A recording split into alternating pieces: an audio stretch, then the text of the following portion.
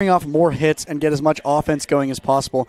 We don't want to broadcast curse anybody, but the defense has been looking splendid. They've been making amazing plays, making very smart decisions in the field, timely and basic throws that are crucial to a strong win and to that 7-game winning streak that the Blues have, currently 18-13 in CCL play. 1 is the magic number for San Luis Obispo. They win the next one of these 3 games, and they clinch second place in the CCL North. That means they host the wild card game against the Sonoma Stompers, the presumed third-place finisher in the CCL North. And one of those wins is either going to have to come from today in the Menlo Park Legends, or this is a little bit of a taller order, 1 of 2 against the Walnut Creek Crawdads, who once again are swinging some hot sticks and are looking to finish in first place in the CCL North. So the Blues would like to get that win tonight against the Menlo Park Legends. And we talked about the offense a little earlier, Mark, how you'd like to see the bats get going a little early on, especially with the lack of pitching depth that the Blues have towards the final few games of this summer. We do have to report to you today that Logan Groff is the starting pitcher for San Luis Obispo. There is no DH. Groff will be batting 9th in today's lineup for the Blues, and expect to see some position players come out of the bullpen. It's been said that Logan Groff has been begging manager Dean Traynor to get in at bat all summer. We saw him hitting in the BP bubble for the past 2 or 3 weeks, and he finally gets an opportunity today against the Menlo Park Legends, who are currently a part of an 11-game losing streak. Yeah, I mean, we saw Logan Groff take a few BP swings today. He's been nagging manager Dean Traynor all season to try to find the time to step into the batter's box and do a little Shohei Ohtani action, if you will, play on both sides of the field. And I am personally really excited to see it. So we're going to see Logan Groff as our starting pitcher, as well as batting in the 9th hole tonight. Some position players we might see get that spot on the mound. Excuse me, my mustache is falling off. Got to pat her down a little bit. We may see catcher Nico Button filling in at that pitcher position, as well as Gavin Constantine. I would love to see either of those players on the mound for the Blues, putting some pitches in the zone, hopefully throwing some strikes.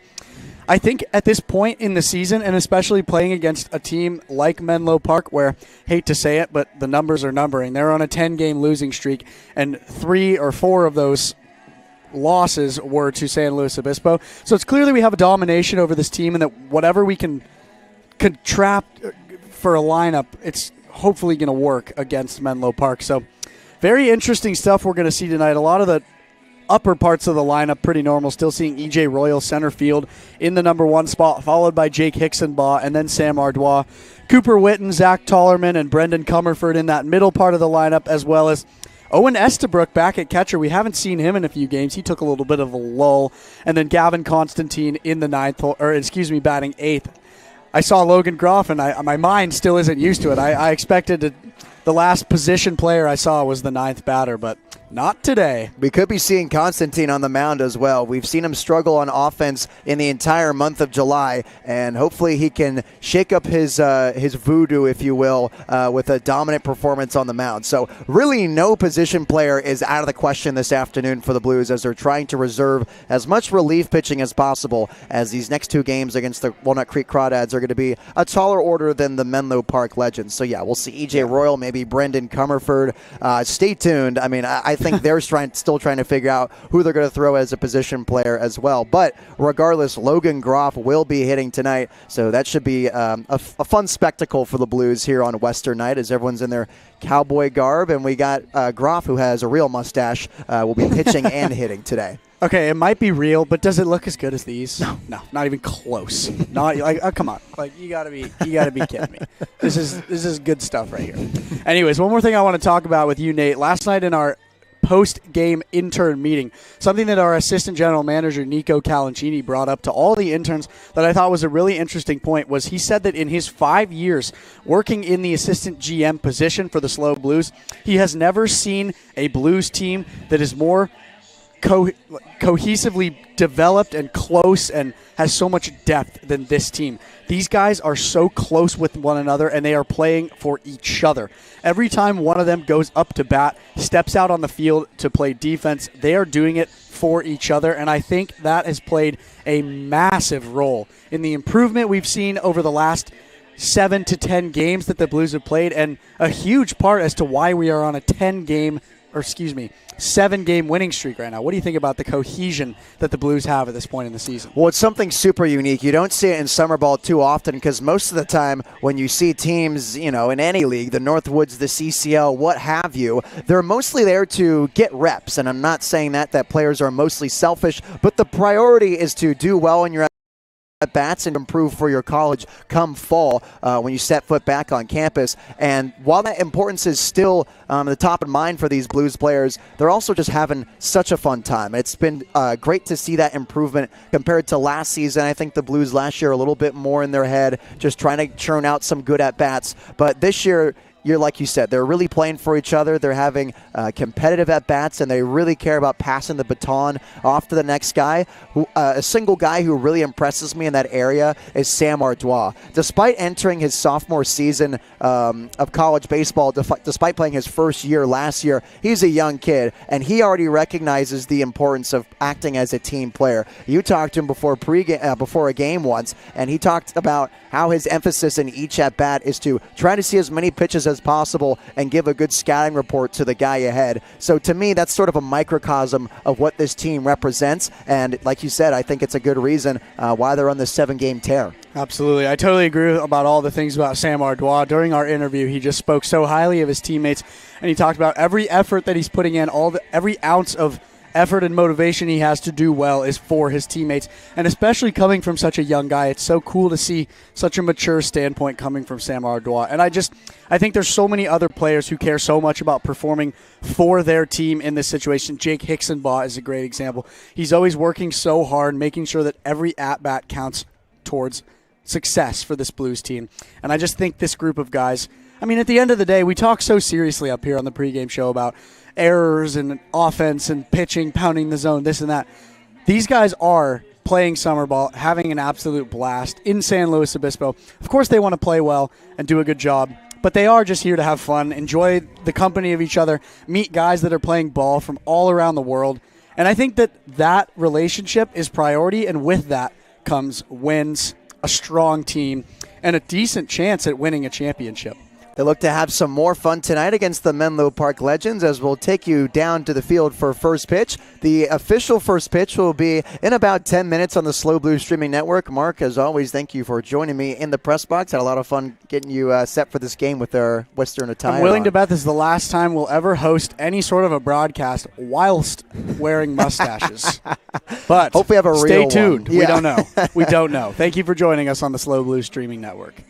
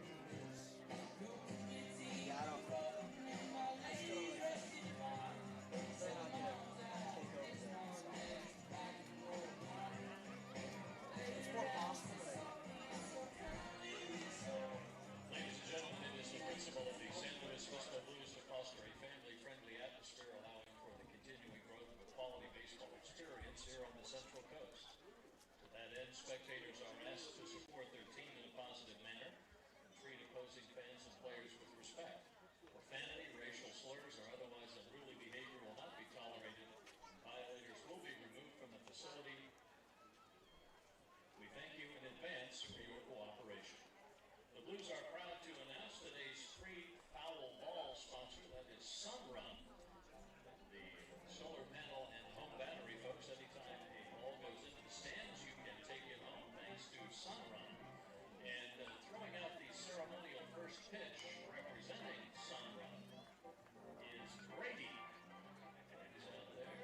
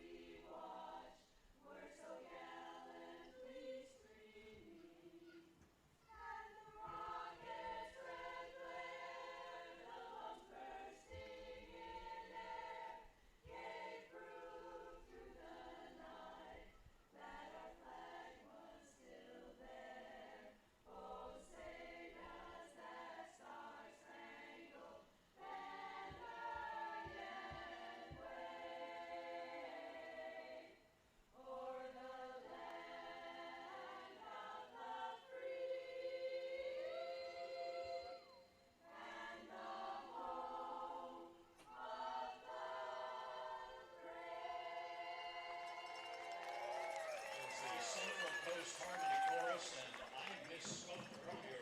They will be back for the next 2 games. I tell you what, I'm excited for some daggum Blues baseball at Sinsheimer Stadium. Hello, everyone, and welcome back into the broadcast booth. My name is Nate Mills, calling the ball strikes and much more for your SLO Blues on the SLO Blues streaming network as we get you set for Menlo Park Legends versus San Luis Obispo on a Western Wednesday at Sinsheimer Stadium. Let's take a look at the defensive alignment for your San Luis Obispo Blues. Owen Estabrook throwing down the signs behind home plate. Zach Tarman at first base. Artois and Constantine up the middle with Comerford playing the hot corner. The outfield left to right is Cooper Witten, E.J. Royal, and Jake Hicksonbaugh with no DH. The starting pitcher for the Blues, Logan Groff, is hitting for himself.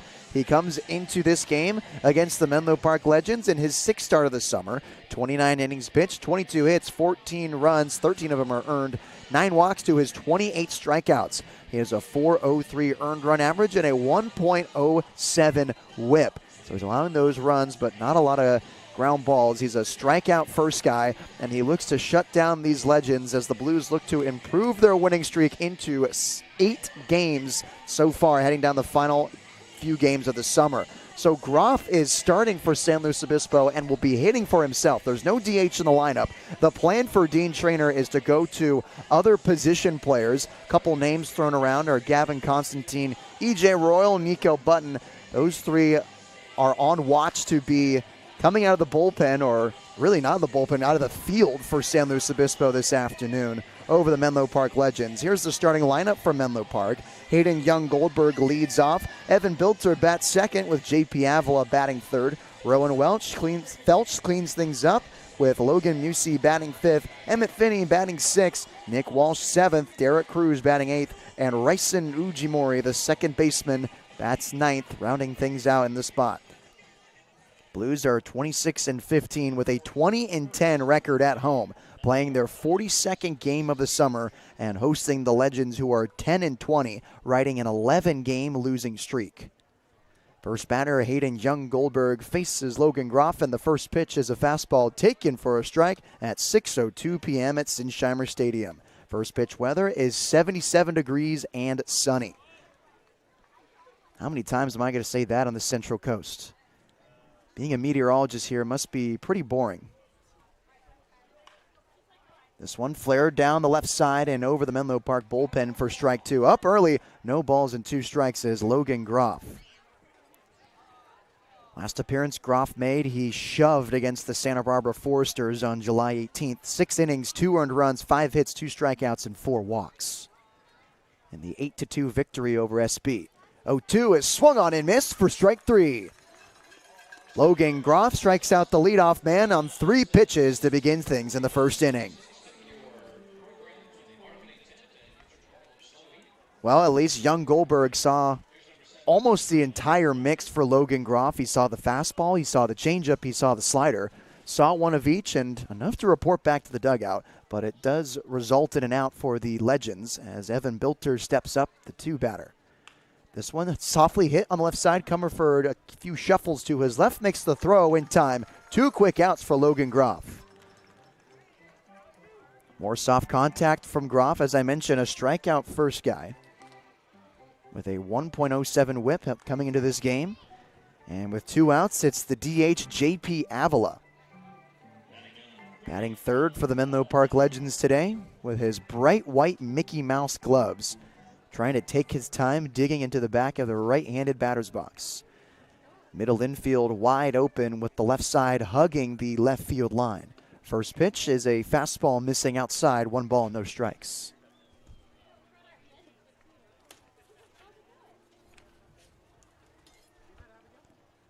One 1-0 to JP, who started yesterday for Menlo and was eventually replaced by Evan Bilter. Here's a slider missing outside, 2-0 to Avila. 0 for 2 day, a strikeout swinging and a ground ball out to Comerford. He was hit by a pitch in the 6th and was replaced by Evan Bilter, who went 0 for 2 after that. 2-0 is tapped behind home plate. There's the first strike to the 3-hole hitter, hitting DH today.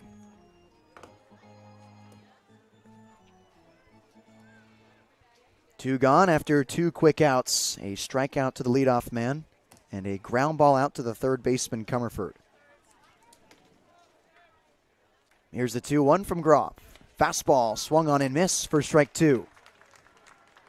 Painting the outside corner, Avila's swing just too late. Now having to be tough with two gone.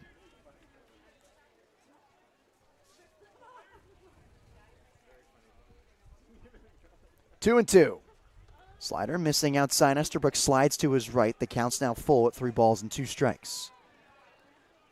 Avila from Kenyatta College entering his redshirt junior season, looking for a place to call home this fall. He coached North Conference first team all-league selection and RBI leader in the conference at Kenyatta. Payoff pitch is taken for strike 3. 2 Ks for Logan Groff, and the Legends go in order. We're heading to the bottom half of the first inning. I'm Nate Mills on the Slow Blue Streaming Network.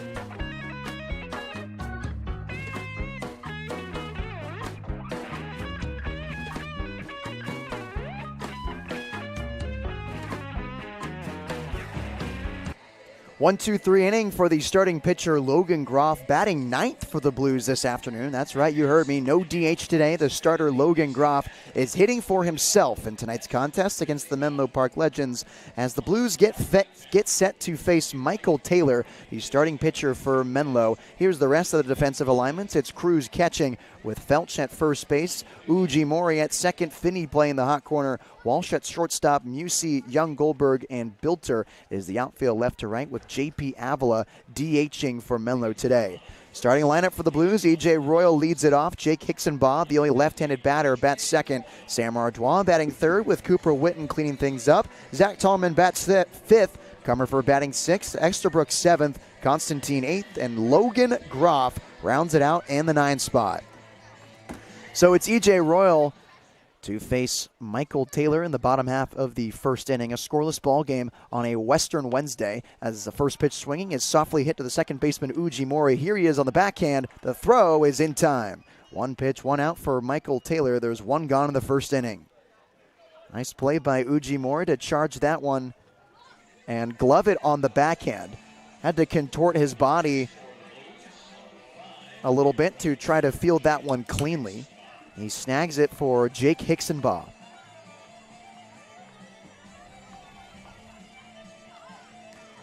Hickson-Baugh returning to the lineup after an 0-for-3 day yesterday. Did put up 2 walks against the Menlo Park pitching staff that is second in the CCL in walks allowed. First pitch to him is a fastball in the inside corner for strike 1.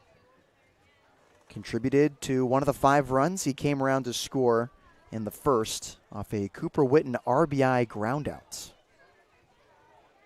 0-1 off speed. That misses inside to Jake. 1 ball and 1 strike. And for Taylor, making his 8th appearance of the summer, his 3rd start for the Menlo Park Legends. A sub-1 earned run average at .87 as the 1-1 is taken for strike 2. 1 save on the season, too. He's really just been doing it all for the Menlo Park Legends, coming out of the pen late in games, in the middle of games, and getting 2 starts as well. Number 3 this afternoon against San Luis Obispo. 1-2. Slider just missing outside. Very close take from Hicksonbaugh. Evens up the count at 2 balls and 2 strikes. In 20 2/3 innings pitched, he has 21 strikeouts, 7 walks, and 9 hits. So a strike thrower from LA Mission College and a native from Castaic, California is the 6'4" junior Michael Taylor. 2-2. Hicksonbaugh checks his swing. They don't even appeal. They finally do. He didn't go around. 3 balls and 2 strikes to Hicksonbaugh. This summer is batting a .232 average. The team leader in stolen bases with 19. 16 hits, only 1 extra base hit. It's a double. Payoff pitch. Fastball upstairs, swung on and missed for strike 3. 2 quick outs for Michael Taylor, and now it's Sam Ardois, the shortstop from Lake Charles, Louisiana, who's seen the ball awfully well these past 4 games for the Blues. And that's Hicksonbaugh's 20th strikeout of the summer in his 87th plate appearance. And now he gives way to Ardois, who was hitless yesterday, but batted in 1 run on his sacrifice fly and scored a run of his own in the 7th off the bat of Cooper Witten. First pitch to him is a fastball in there for strike 1. Ardois has dramatically improved his numbers throughout the summer. Living around the sub-200 area on his batting average, he's got it up to .232 with 5 doubles and 16 hits. 0-1, fastball on the outside corner, no balls and 2 strikes. Tough with 2 now is Sam Ardois, the University of Louisiana Lafayette commit, after playing his freshman season at the University of Texas. 0-2. The slider almost hits him, and it just misses inside. 1 ball and 2 strikes.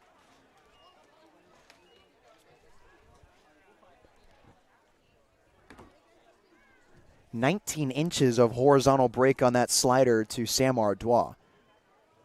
1-2, another slider missing outside. Throwing his body at that one was Cruz. 2 balls and 2 strikes. And you just look at that number, 19 inches of horizontal break, and it makes sense that Ardois thought that pitch was going to hit him initially. Big sweeper from Michael Taylor as he looks to go 1-2-3 against the Blues in the bottom half of the first. Here's the 2-2. Fastball missing in the other batter's box, fills it up at 3 balls and 2 strikes. Ardois in the summer has 12 walks to his 22 strikeouts, and he's been hit by pitch 6 times. Payoff is hit on the ground left side. Third baseman Finney gets it on the big hop. Few shuffles over to first, and it's in time. The side is retired. The Blues go 3 up, 3 down in the first. We'll head into the second inning scoreless. I'm Nate Mills on the Slow Blues Streaming Network.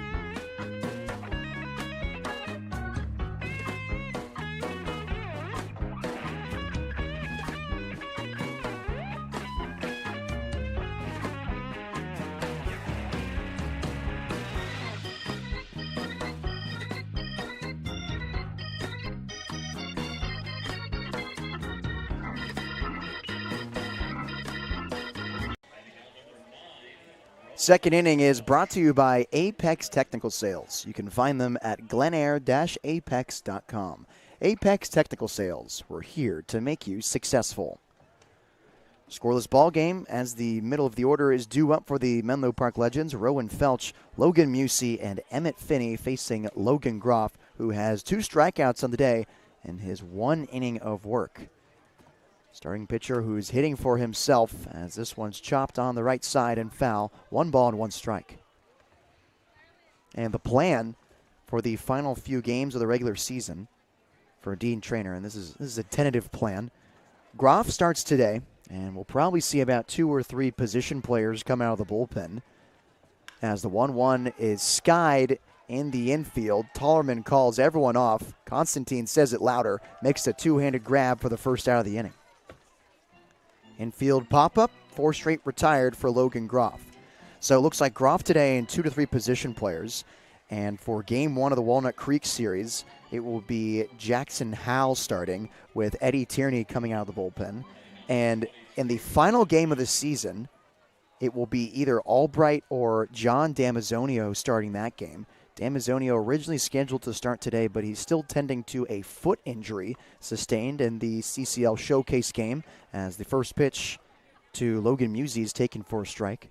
So still trying to recover from that bruised bone in his toe. So I'm walking on crutches in the away game against the Santa Barbara Foresters down at Eddie Matthews Field. As the 0-1's a slider that misses inside, evens up the count at 1 ball and 1 strike. So it's a dual starter day on the last game of the season. And the plan for the first playoff game, which is expected to be hosted by the Blues, the magic number is 1 for San Luis Obispo, as the fastball misses outside, 2-1. It's expected to be Groff starting that one a week from today, or 6 days from today, with Sean Cannon coming out of the bullpen and Matthew Gonzalez coming after him. 2-1 is hit off the hands and spun over the Blues bullpen by the stairs. 2 balls and 2 strikes. That's the tentative plan for Dean Trainer, having to play 4D chess with the final games of the season. Really using all of his managerial skills here as a former minor league pitcher himself. This one hit off the hands once more, and it's fouled away. Still 2 balls and 2 strikes. Just trying to make sure that everyone's arms stay healthy as well. Saw a few times last summer with the Blues, a lot of guys exceeding their pitch limits, and Dean Trainer trying to abide by that as much as possible, trying to prevent any injuries while bringing success to the Blues. 2-2 is hit softly on the ground right side. Constantine drops to one knee, flips it over to first in time. There's 2 quick outs for Logan Groff. 5 straight batters retired in a row.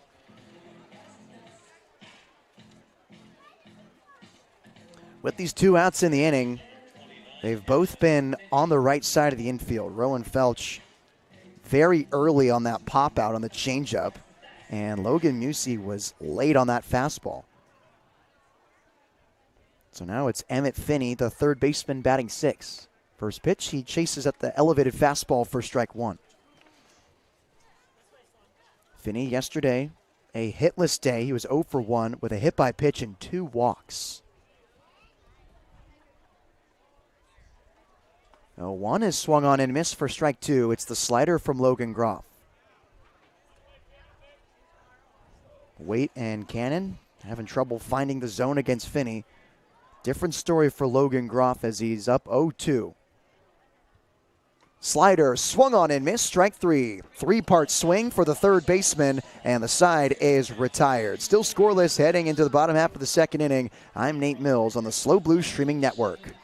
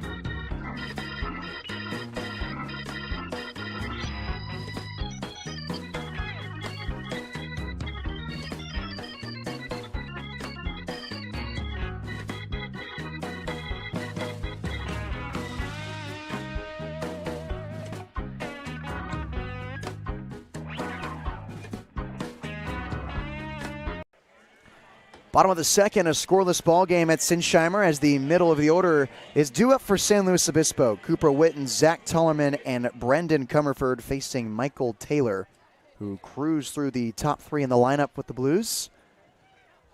First pitch to Witten is a fastball called a strike. Cooper started yesterday as well for San Luis Obispo, also batted cleanup. A 2-for-4 day with an RBI single in the seventh. Reached on air in the sixth and came around to score there. Also had an RBI groundout. That fastball misses outside, evens it up at 1-1. And I think Witten had a sneaky good day yesterday for the Blues. Ryan and I barely mentioned him throughout the game and on the post game. You just look at the numbers here. 2 runs batted in, scored a run himself. As that off speed's taken for a strike, 1-2 to the left fielder from the University of Washington. He's been putting together good games like this the final stretch of the season. It was a lot more flashy when he was initially getting more starts with Dean Traynor. 3 triples, 2 of them in one game. 1-2, and that's taken for strike 3. Slider on the outside corner, and the second strikeout of the day for the Blues offense.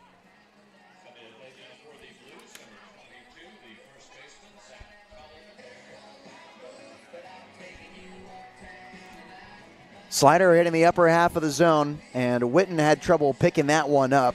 He watches it go in for strike 3 as Zach Tullerman, a guy who is relatively low on the strikeouts this summer, steps up with 1 gone. ZT checks his swing on the first pitch. He went around for strike 1.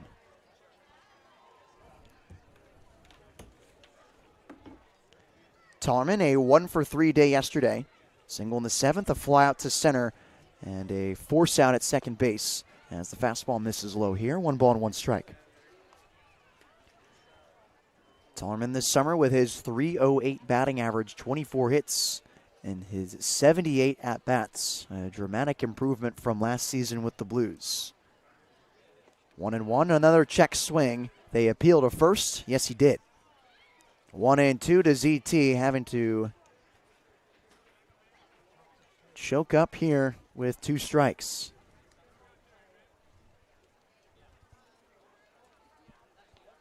One, 2. Fastball missing inside. Tullerman scoots his feet into the back of the right-handed batter's box. 2-2 to the San Jose State commits. Middle of the infield, wide open for ZT as they hug the third base line, and the slider misses outside. Full count now to Zach Tullerman. Brendan Comerford awaits on deck for the Blues with 1 gone in the second inning.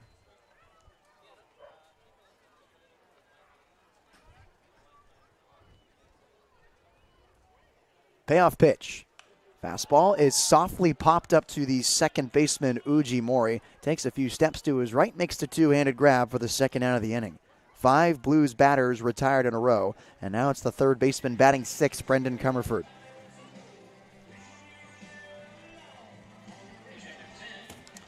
Comerford started yesterday as well at third, except he batted 5th in the Game 1 against the Menlo Park Legends. He's 6th here on a Western night at Sinsheimer Stadium. An 0-for-3 day, 2 strikeouts, and a walk. First pitch to him is popped up on the right side and out of play. No balls and 1 strike. Comerford making his 30th start in a Blues uniform. His .224 average. 24 hits in his 107 at-bats. 0-1. Slider checks his swing. He went around for strike 2.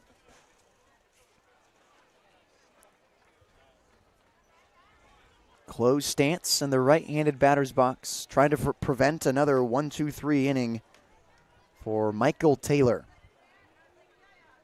The 6'4" right-hander comes set against Comerford. Now kicks and deals. Fastball high. Brendan leaves it upstairs. 1 ball and 2 strikes.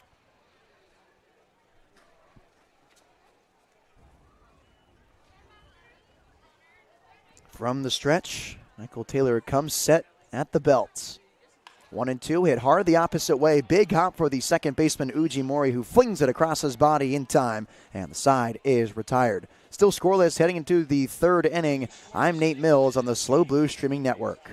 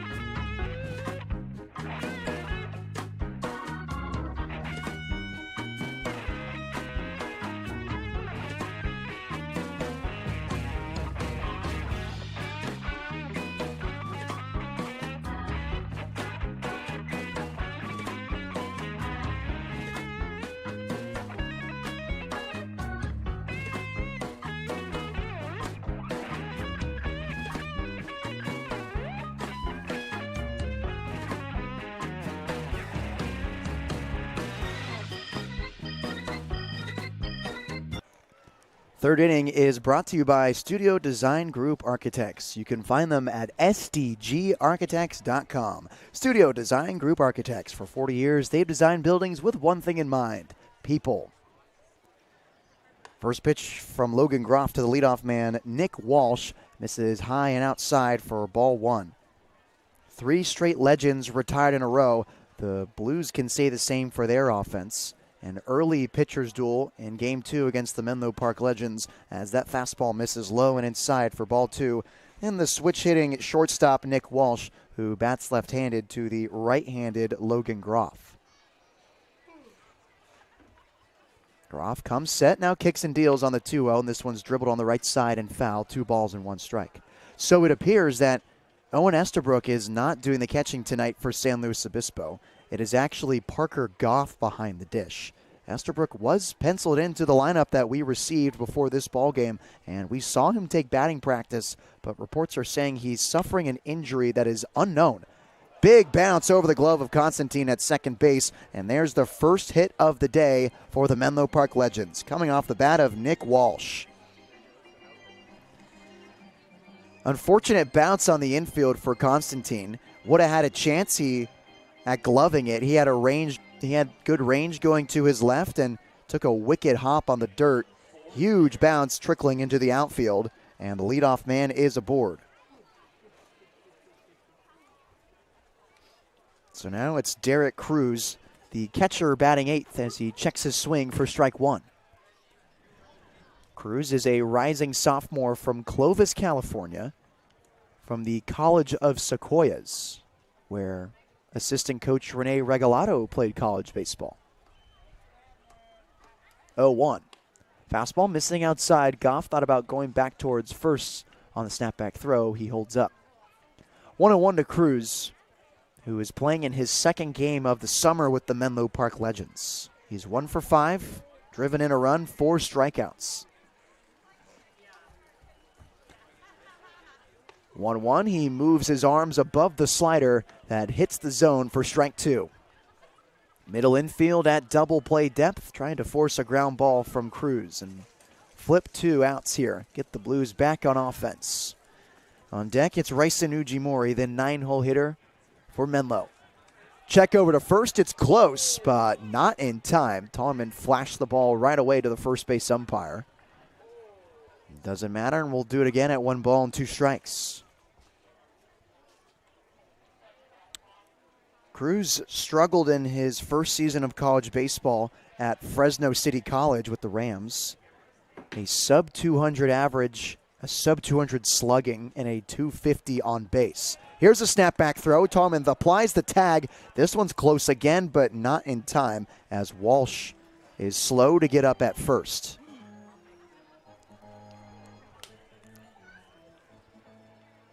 Eight hits and 46 at-bats. Did drive in 11 runs. Transferred to College of Sequoias after that first season, where he utilized his redshirt year.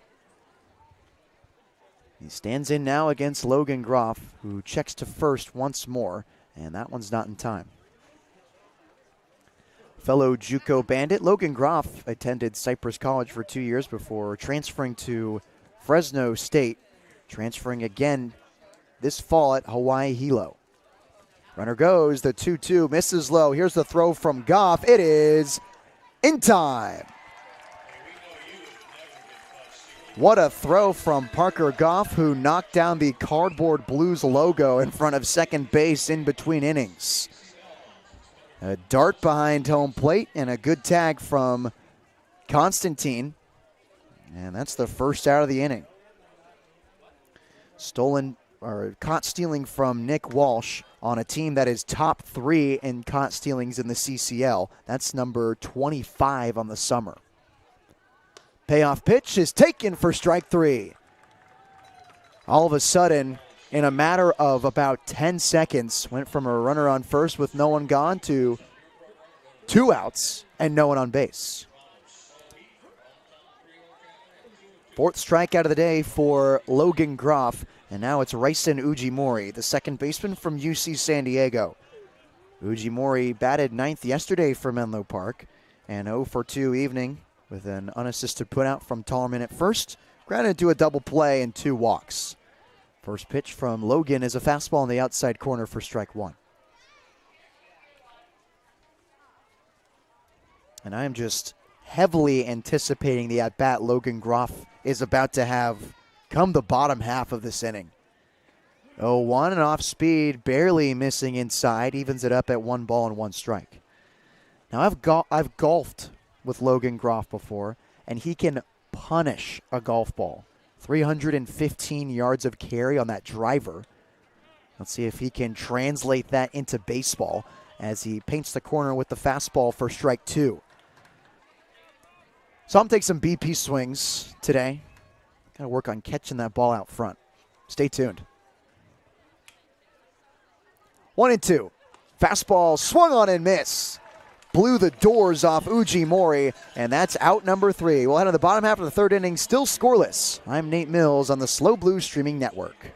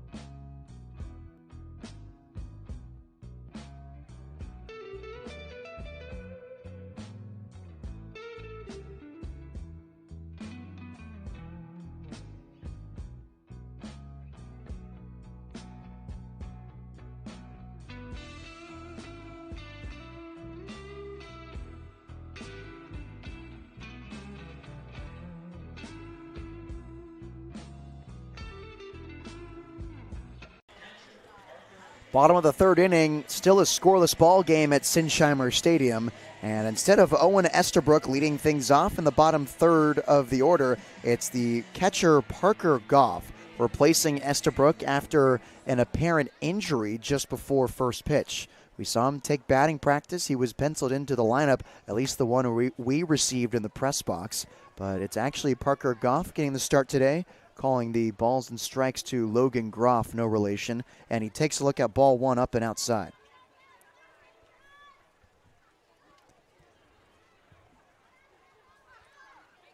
"1-0 is swung on and missed. A changeup that dipped below the zone. Nice pitch from Michael Taylor for strike one. Gavin Constantine stands on deck, and the starting right-hander Logan Groff sits in the hole. And he's ready to go. He is right up against the entryway in the dugout. Helmet on, batting gloves applied, taking mental reps. As that one skips in the dirt outside, 2 balls and 1 strike. I got to say, I don't think I've seen a hitter this summer be as ready as Groff is right now. He is just chomping at the bit. Looks like he's got an elbow guard on his left arm as well. That's big time. 2-1, fastball blown by Goff for strike 2.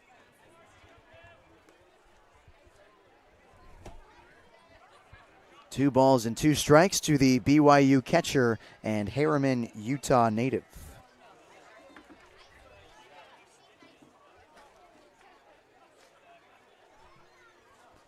Two hit off the end of the bat, filleted into center field, and young Goldberg gets it with ease for out number 1. 7 batters retired in a row for Michael Taylor as Gavin Constantine, the struggling second baseman, steps up with 1 gone.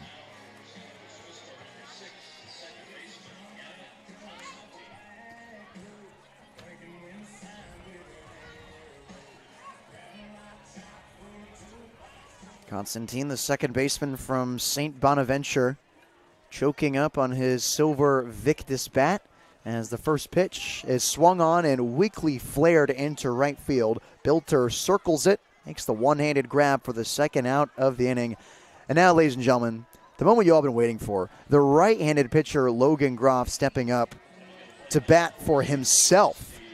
Spoke with general manager Adam Stowe before the game, and he said in his 14 years of being a part of this organization, this is only the second time he's seen something like this. Logan Groff must really be a persuasive guy to earn an at-bat here against Michael Taylor. First pitch is a fastball called a strike. Hitting the inside corner as the Hawaii Hilo Vulcan digs in with his bomb bat. I think a good question to ask him is all of this gear his own? Slider hitting the bottom half of the zone for strike 2. Tough with 2 now is Logan Groff, wearing his shiny white batting gloves and Cal Berkeley elbow guard. 0-2. Fastball taken for strike 3. Logan Groff goes down looking on 3 pitches, and the side is retired. Scoreless heading into the 4th. I'm Nate Mills on the Slow Blue Streaming Network.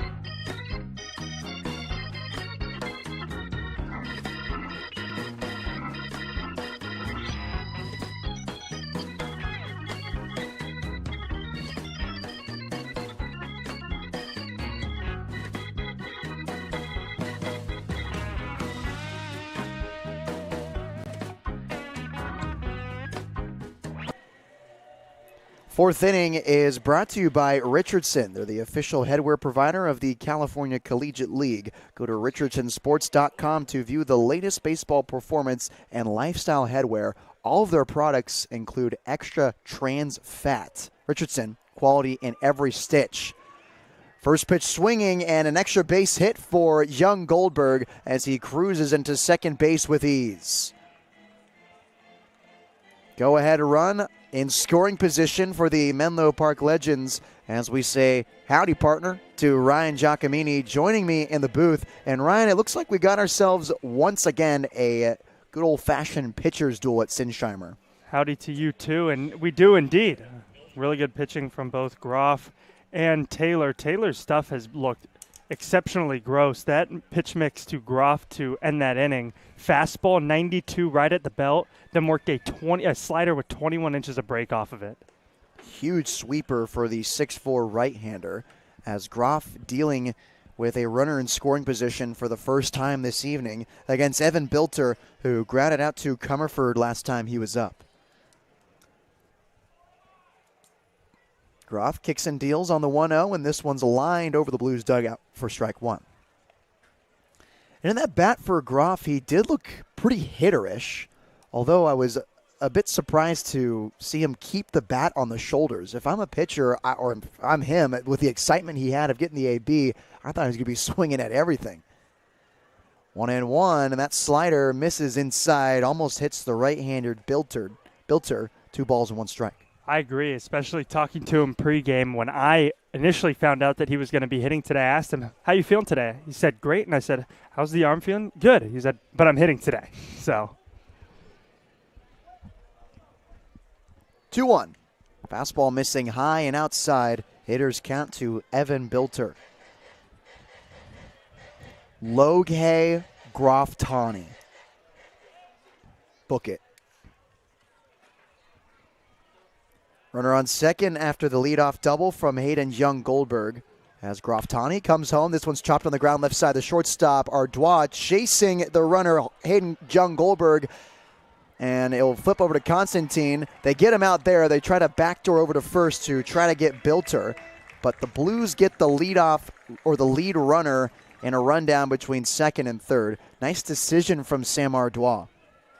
very good decision by Ardois to field that ground ball and then look the runner down at second. Saw he went way too far and get the lead runner that's in scoring position. Now a ground ball double play gets you out of this inning rather than, you know, a runner on third and one out. And this is a base running mistake that we've seen many times in the CCL this summer.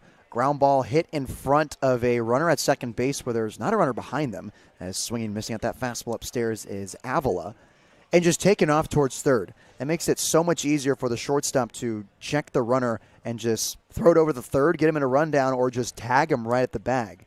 When a ball's hit in front of you and there's no runner behind you, especially at second base, you hold up and see where the shortstop goes. As this one's bounded on the left side, Comerford throws it to second for one, on to first, is in time. 5-4-3 double play ends the top half of the fourth. We'll go to the bottom, scoreless. For Ryan Giacomini, I'm Nate Mills on the Slow Blues Streaming Network.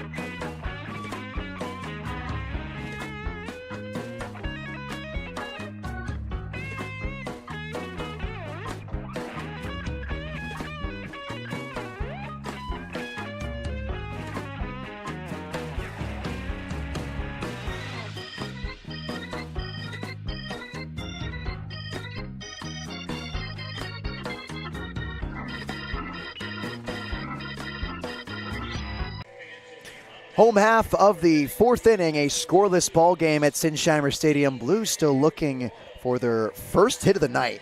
And it's up to the leadoff man, E.J. Royal, who collected 4 yesterday to bust it open for the Blues. E.J. grounded out to the second baseman, Uji Mori, to lead things off in the bottom half of the first inning. And he steps in for the second time today against Michael Taylor. First pitch swinging on the slider outside for strike one. I was talking to EJ in batting practice, and he was telling me that obviously having a 4-hit day is fun, but he didn't hit the ball all that hard, and he has more fun when he hits the ball hard, of course, as does almost any baseball player. So that's his goal today, is to hit the ball harder. Fastball is in there for a strike. No balls and 2 strikes for EJ. And the focus here changes from hitting the ball hard to putting it in play. 0-2 to Royal. That one skipping outside. A slider as Cruz drops to his knee. 1 ball and 2 strikes.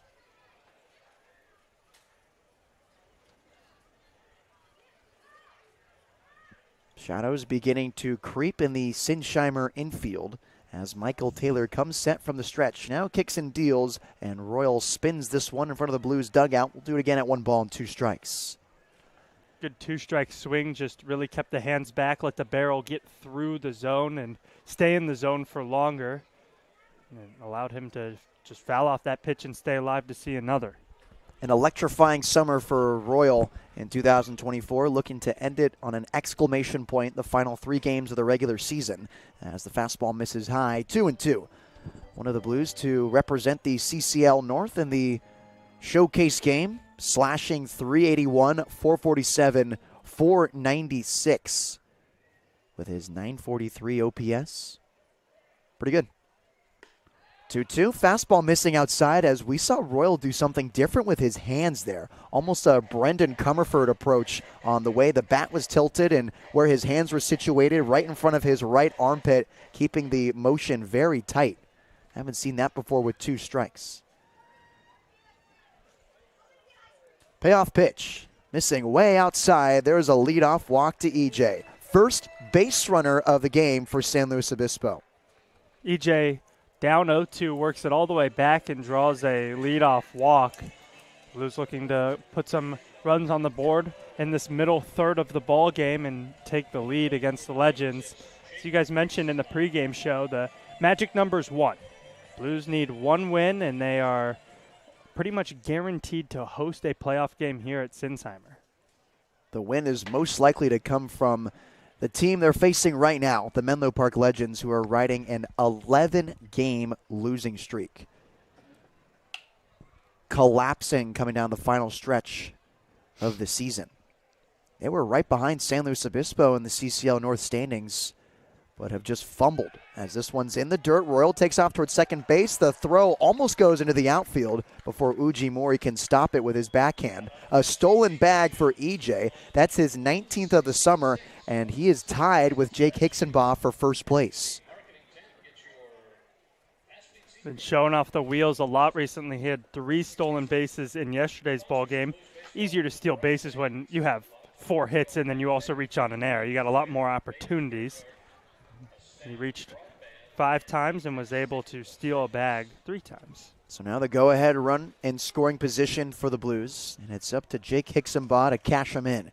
0 for 1 on the day with a strikeout swinging, one of the 3 victims of Michael Taylor. 0-2 slider just missing low. 1 ball and 2 strikes. That was a very good pitch going with the backdoor slider in the 0-2 count, just trying to nibble that outside part of the plate. He just left it a little too far outside. 9 runs batted in for Hicksonbaugh, trying to reach double digits this evening at Sinsheimer. Fastball missing outside, evens it up at 2-2. Sam Ardois stands on deck, swinging a pretty hot bat himself. 7 runs batted in on his 16 hits with the Blues. Lights beginning to flicker on as the 2-2 is missing low in the dirt. Cruz smothers it, and Hicksonbaugh has worked himself into a full count against Taylor. EJ down 0-2, drew a walk. Hicksonbaugh down 0-2, finds himself now in a full count. Bending at the knees, kicking up some dirt in front of the left-handed batter's box. He waggles his black bomb bat as the 3-2 is chopped in front of home plate foul. We'll do it again on the full count to Hicksonbaugh, who is hitting with Oakley's on. I was never able to do that. That's just so hard. Especially with the shadows casting in front of the mound, you're already hard enough to see the ball when it passes through those shadows, and then you have sunglasses on. Makes it even darker. We'll see if it works for him on another 3-2. Fastball just missing outside. Excellent leave from Jake Hicksonbaugh, and 2 runners on base for the Blues. Back-to-back walks for San Luis Obispo.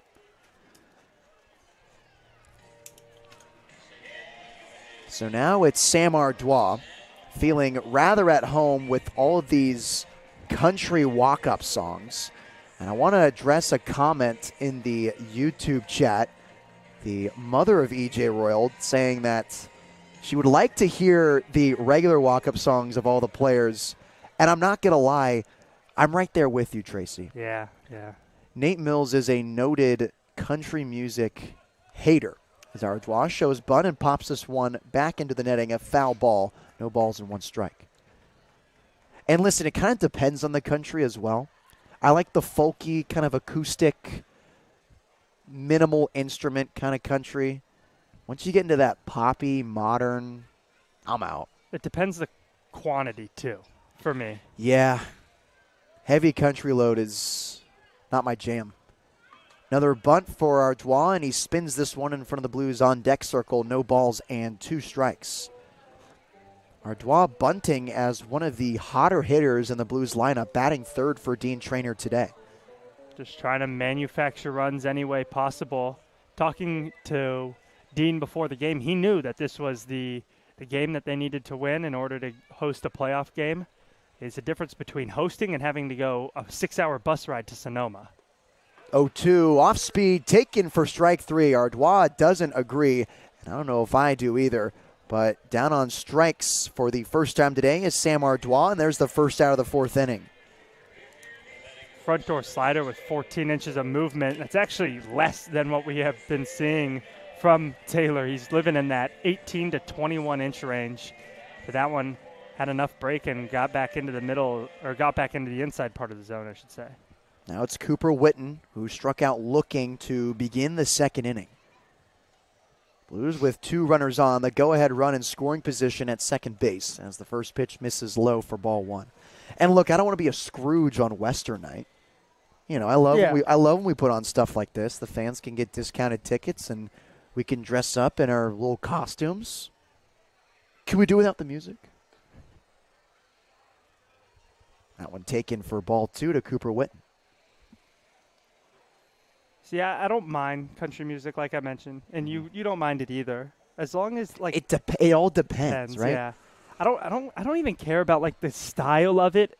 Like hour max. Inside move from Taylor. No throw to second base. I can be Western for an hour. So here, this brings up another interesting point, and this kind of happened last year as well on Western night. I have a feeling that people misconstrue Western for Southern. They kind of blend them together. Yeah. 2-0, gets out of the way of Cruz, hitting off his shin guard. Each of the runners move up another 90 feet. 2 runners in scoring position for the Blues. The go-ahead run just 90 feet away for Cooper Witten. Witten has driven in 9 this summer on his 16 hits, mirroring Jake Hicksonbaugh. There's a lot of similarities between the two, so I understand how it gets mixed up, but definitely has its differences, its contrasts as well. 3-0 to Witten. He hits it hard into the left center gap, and it will land in the glove of Musey, who made a spectacular grab. E.J. Royal tags from third. A sac fly for the UW Husky puts the Blues on the board first. They're checking third to see if Royal left early. He didn't. But, oh my goodness, what a snag from Logan Musey in left field. I thought that was destined for extra bases. An incredible grab. I mean, he gave his whole body to that catch. And instead of it being a 2-run double or triple, it's a 1-run sac fly. So a really good job as the manager for the Menlo Park Legends is out and wants to have a discussion about the tag up from E.J. Royal. And Cooper Witten did exactly what you're supposed to do if one were to elect to swing on 3-0. Yeah. He got a pitch that he liked, and he crushed it. I mean, you kind of just have to tip your cap at that. A fantastic play. It did score a run, so he does get the RBI, and no AB there as Zach Tarman steps up for the second time today. Not to mention, Menlo was here all day yesterday and then a few innings in today's game. I don't know if I've seen a Blues batter swing in a 3-0 count, at least in the last 2 days. So he knew that the pitcher, Taylor, was probably just going to give him a fastball out over the plate, and he took advantage of it. Now a meeting at the mound. The entire infield converges on Michael Taylor as the pitching coach from Menlo Park takes his time, and a lefty is getting loose in the bullpen for the Legends. Blues have struck first in the fourth off the sacrifice fly from Cooper Witten, scoring E.J. Royal from third base. SLO is yet to collect a hit, and they're up 1-0 in this ball game. What do you call that? CCL baseball, baby. Indeed it is. Manufacturing runs without getting hits. To be fair, EJ and Hicksonball, 2 impressive at-bats. Really good ABs. And then Cooper Witten smoked that baseball and was able to draw the sac fly. Yeah, 99 off the bat from Cooper Witten, so he did not miss a single stitch on that baseball.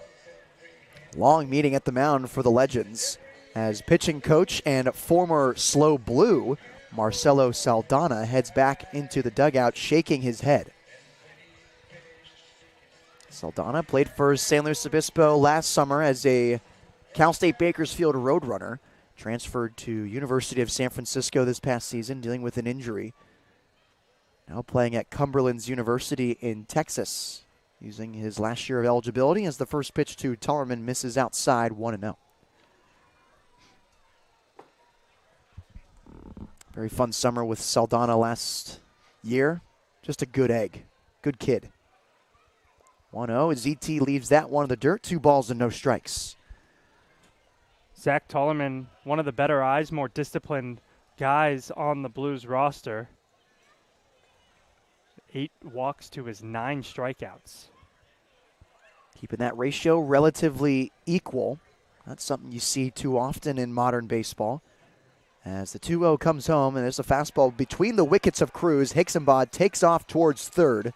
He'll get in there, no problem. Another insurance run 90 feet away for ZT. Looking to collect RBI number 10 on the season.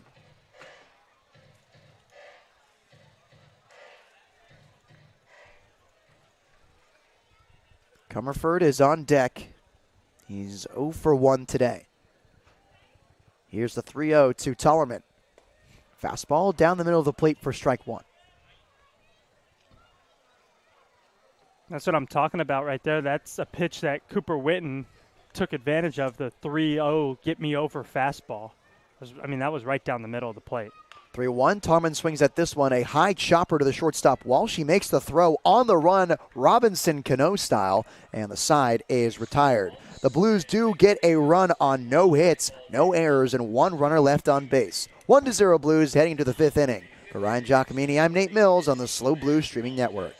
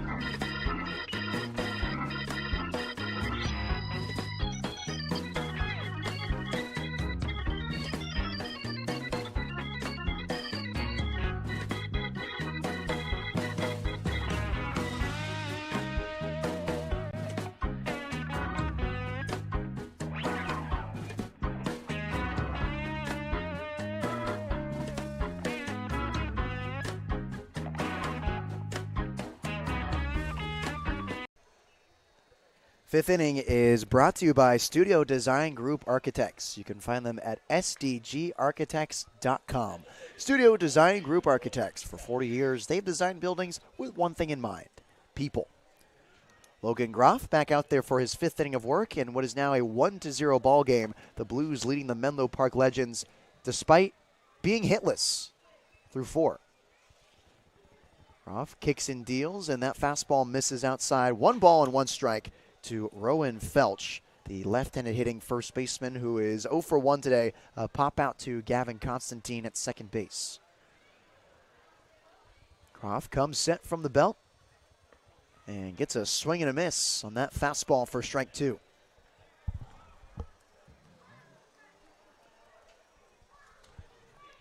Looking at the YouTube chat once more after our music discussion. See, was written in that there's only 2 types of music, country and western. As the off-speed misses inside, 2 balls and 2 strikes.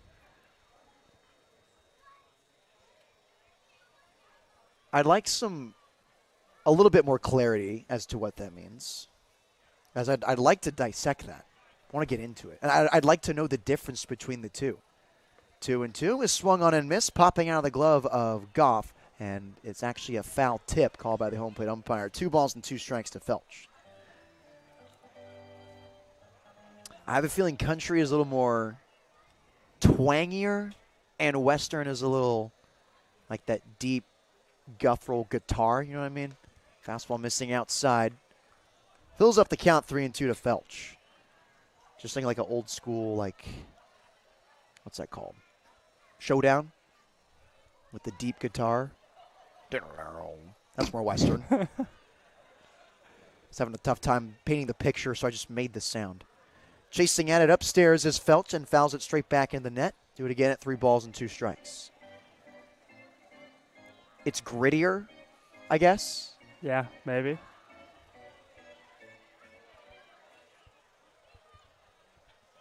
We're moonologists, not music guys.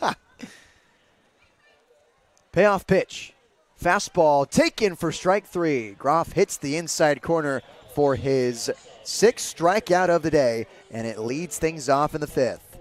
Groff has looked really good, and the couple of times he's given up hits, his defense has helped him get out of those innings untouched. That's his 3rd strikeout looking. The stuff is gross, and the Legends are just taking it for strikes. So now batting 5th is the left fielder Logan Musey, who made a spectacular grab off the swing of Cooper Witten. A launched line drive into left center, smoked 100 miles an hour off the bat, and Musey completely was airborne, made the grab, and what was destined to be a double turned into a sacrifice fly. He digs in now on the 0-1 as the curveball is taken for strike 2.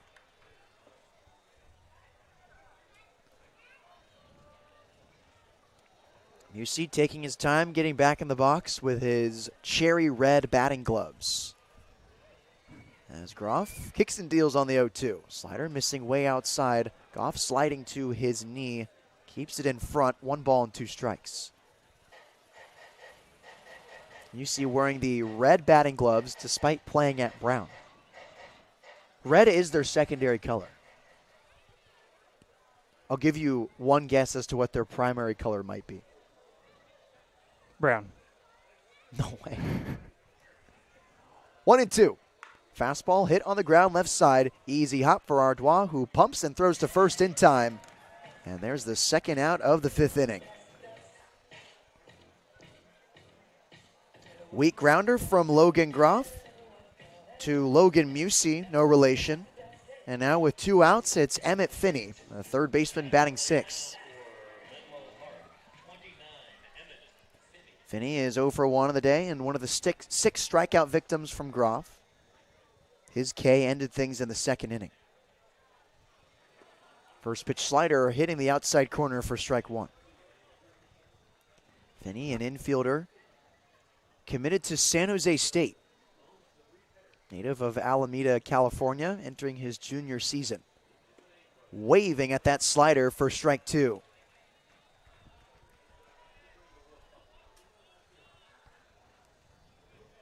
No action in the Blues bullpen quite yet, as Groff is about to complete 5 innings of work in his start. 0-2. Fastball misses high. Finney leaves it for the Birds. 1 ball and 2 strikes with 2 gone.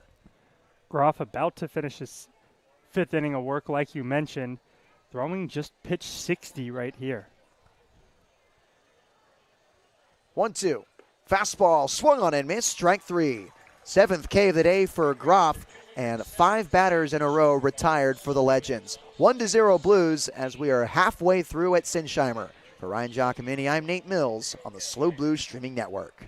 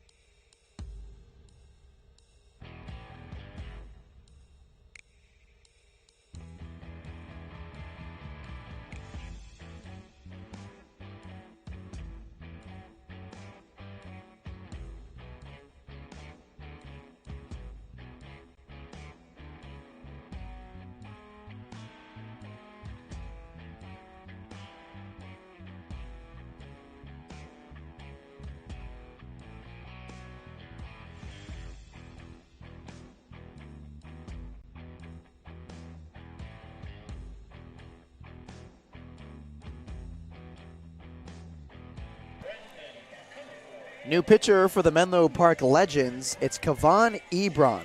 He replaces Michael Taylor as his day is done, giving up no hits in 4 innings of work. 1 run it was earned, 2 walks, and 3 strikeouts for the 6'4 right-hander. Now it's the southpaw from Cal State Monterey Bay, and the first pitch to Comerford misses high for ball 1. Kavan Ebron is a 6'4", 240-pound rising senior at, like you mentioned, Cal State Monterey Bay. That one missing way high and outside to Comerford, 2 balls and no strikes. He has made 7 appearances with the Legends so far this summer. He holds an 0-1 record, and in his 10 innings of work, he has a 3.6 ERA, 12 strikeouts to 5 walks, only 3 hits allowed. Falling off the mound for strike 1 is Ebron. Fastball on the outside of the zone. Gets it in there, 2-1 count to Brendan Comerford. Didn't make any appearances for the Otters in 2023, but appeared in 15 games and made 13 starts with a 4.44 ERA and 77 innings pitched at Monterey Peninsula College.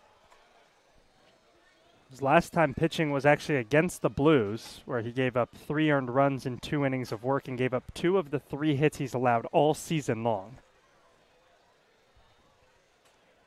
2-2 to Comerford.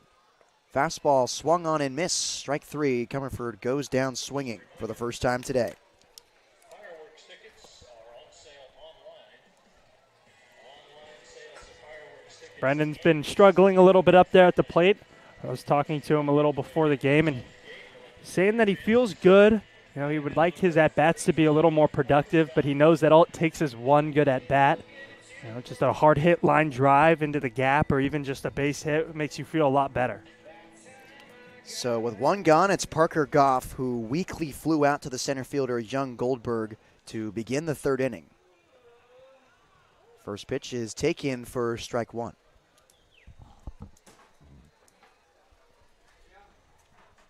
So we saw Kevon Ebron stumble off the mound and deliver strike one to Brendan Comerford, as Goff is late in that fastball for strike two. It's not the only time he's made baseball fans laugh, as Ebron is a baseball content creator. You were talking to me about him, and I wasn't quite sure what you were talking about, but now looking at what you're looking at, I've seen his stuff all over the place. Yep. Goff chasing at that off speed. It ticks on top of the net behind home plate. He stays alive with 2 strikes. It's actually very good, funny baseball Hilarious. content. I love it.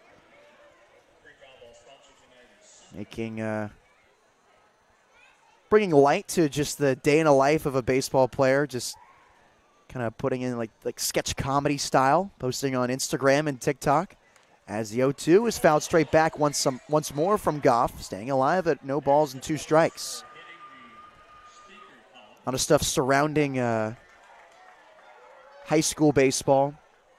Things like that come to top of mind when the freshman is on varsity. Yeah. And it's the senior who's the starting shortstop. You take his job. Hey, freshman. Yeah. Beat it. Nah. Coach called me up today. 0-2 misses high and outside. 1 ball and 2 strikes to Parker Goff. And it's not like, he's just making this content for fun. I mean, he probably is. But that video we were just watching, 11,000 likes. Yep. He's also pretty well known in the sports media world. Slider missing inside to Goff. Has to scoot his right foot out of the way. 2 balls and 2 strikes.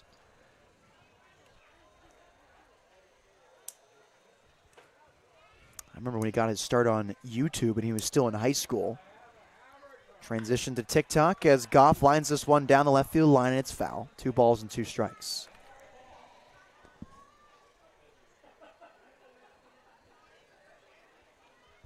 On TikTok, he has just over 52,000 followers, and his page has about 2.5 million likes. His highest viewed video is just south of 3 million views. 2-2, and Goff hits it hard down the left field line. It falls for a base hit. Bouncing around the corner is Musey as Goff hends it to second base standing. A 1-out double for the Blues. Post that on your TikTok. Woo. Identical swing to what we saw on the foul ball, the pitch prior. He replicates it well and wraps it around the line, bangs it in the left field corner for extra bases. There's the first hit of the day for the Blues, and it comes in the bottom half of the 5th inning. Watching some more of his sketch comedy here. I like this bit too. The showcase kid. Gavin Constantine takes a fastball outside for ball 1. I think my favorite part about it is, as you guys can see, he's a lefty, and one of the comments is lefty shortstop. Crazy. 1-0, a fastball pounded on the inside corner for strike 1. And it looks like in his most recent videos, he's wearing the Menlo Park Legends green and gold. As that one misses outside to Constantine, 2 balls and 1 strike. Gavin's 0 for 1 of the day, a fly ball to right field. He was first pitch swinging there.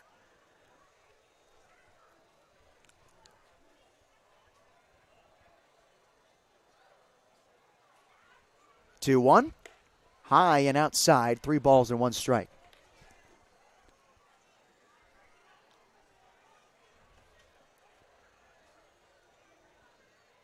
Runner on second after the double from Parker Goff. 3-1 count is Gavin Constantine, the second baseman. Weekly popped up and foul ground. It looks like it will land in the Blues bullpen. 3 balls and 2 strikes.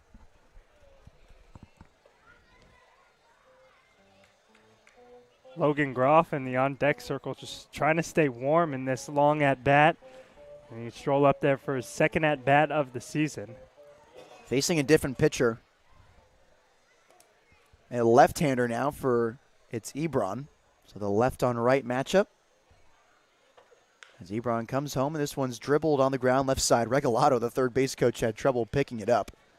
Had to shield his face from the sun. He's fine. It's a 3-2 count to Constantine.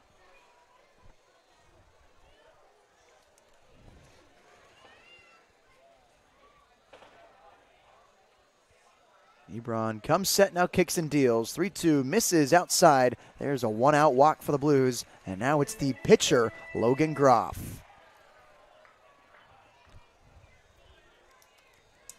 Groff, a chance with a runner in scoring position and 2 runners on to help himself out. A base hit would feed families. Including the Groff family at the top of that list. I personally, growing up a Giants fan, I loved the National League designated hitter. Slider is missing inside. Groff aggressively kicks up some dust. 1 ball, no strikes. That's the first ball Groff has seen today. I got to watch a lot of good hitting pitchers. Madison Bumgarner, Matt Cain, even Logan Webb towards the earlier parts of his career. It was fun. So Groff gives me a little taste of that. Fastball missing low and outside. 2 really nice takes from the right-hander from Hawaii Hilo. 2-0 count.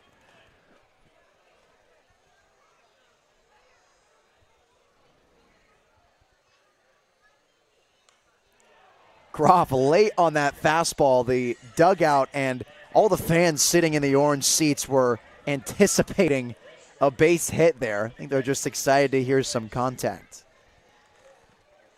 Everyone here wants to see the pitcher help himself out.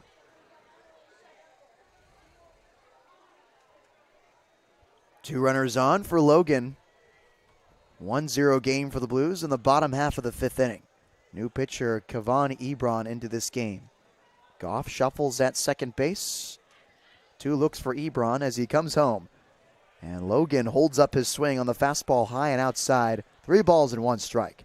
A big league take right That's there. I was just going to say, man, that's impressive. I don't know the last time he's had an at-bat, but to see that against a college pitcher, against a very good Division II team is impressive. 3-1, and he pops it up out of play right in front of the press box. The count is now full at 3 balls and 2 strikes.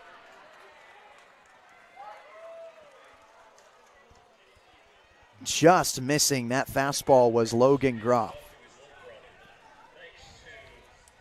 3-2 from Kavan Ebron.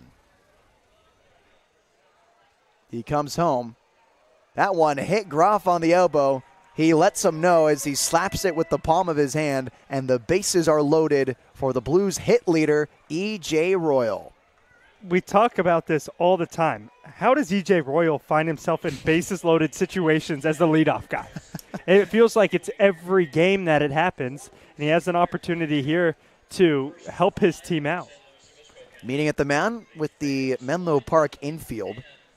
Trying to go over the plan of attack against the Blues' best hitter in the lineup. A 4-for-5 day yesterday. 3 singles, a double, 2 stolen bags. A reach on error in the first. He came around to score there. That day beefed his average up to 381. Where it sits entering today's game.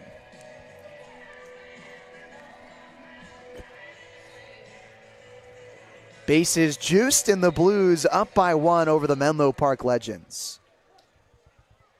E.J. Royal with the chance to clear the bases as he's done so a few times already this summer. First pitch is a fastball in there for strike 1. How about EJ's .496 slugging percentage? I'm salivating. Yeah. 0-1. Looping breaking ball, just missing high and outside, evens it up at 1 ball and 1 strike. And what I love even more about it with a little bit of context is that sometimes it's hard hit balls, sometimes it's hustle doubles or triples that he really just uses his legs to make sure he gets some extra 90s. Going the opposite way, it's through for a base hit. RBI single for E.J. Royal as the throw comes into home on the second run. Not in time. 3-0 ball game off the bat of E.J. He comes through once again with the bases loaded. Like he always does, EJ comes up clutch. A risky send at third from base coach Rene Regalado, but it works out as Gavin Constantine, a good head first slide into home plate. And now you still have a good chance to add some more runs on with the pitcher Groff, standing on second base and Hicksonbaugh at the plate. If I'm Groff, I'm pretty scared. I'm not going to lie. Not scared like not up for the moment, but just like there's so many things to think about as a base runner, and probably things he hasn't had to think about for a while as Hicksonbaugh towers this one into center. Groff inches off the bag. There you go. Retreats back to second base. See, this is why he's playing college baseball and I'm not. See, that even to me was a little risky. He was, almost pretty far, halfway to third base. For a ball that wasn't hit all that hard into center field, if the center fielder kind of lasered it to second, it would have been a close play. He did the right thing, though, and he did it with confidence. Yeah. And I also don't know how many times Groff has slid into a bag in recent years. So that would be interesting to see as well if, he has to slide into a bag. Someone needs to get him a big puffer jacket out there at second. Ardois. And a balk is called to Kavan Ebron. Both the runners advance. Groff to third and E.J. Royal at second base. 3-0 game for the Blues. Put up 2 runs this inning off the bat of E.J. Royal. Ardois holds up his swing on another breaking ball in there for a strike. That's strike one, as the first pitch did not count on the balk to Ebron. Fastball hit in the inside corner for strike 2.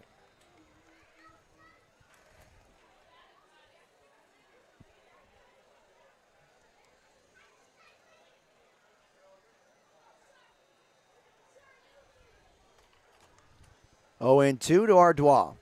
This one hitting off the shin guard of Cruz. Here comes Groff. The throw is low, and the pitcher scores. EJ hustling around third and coming in standing.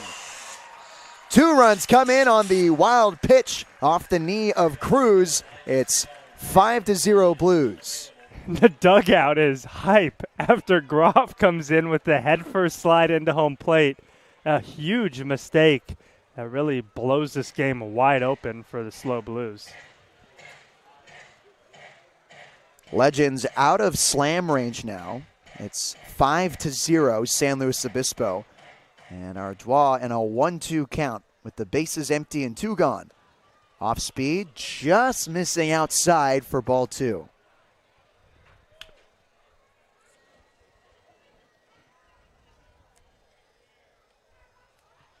Cooper Witten stands on deck. 0 for 1 on the day with a sac fly.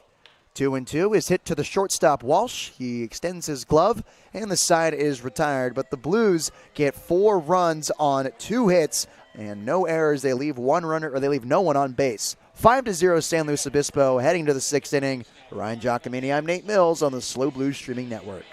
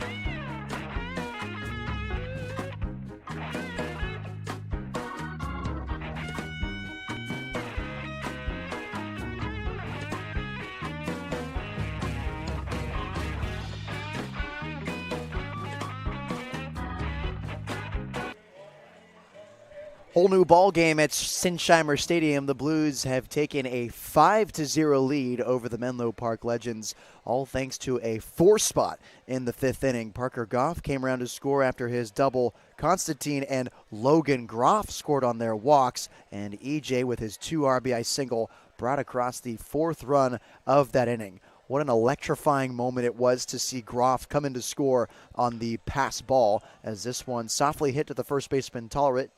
He'll take it himself, and there's the first out of the inning.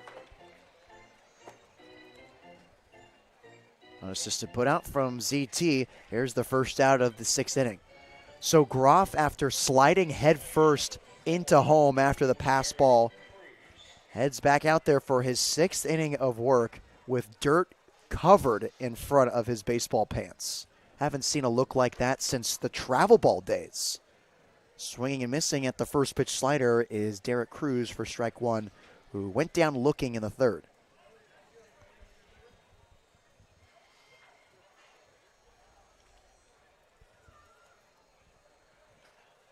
Oh, and 1 to Cruz. Slider, 3-part swing for strike 2.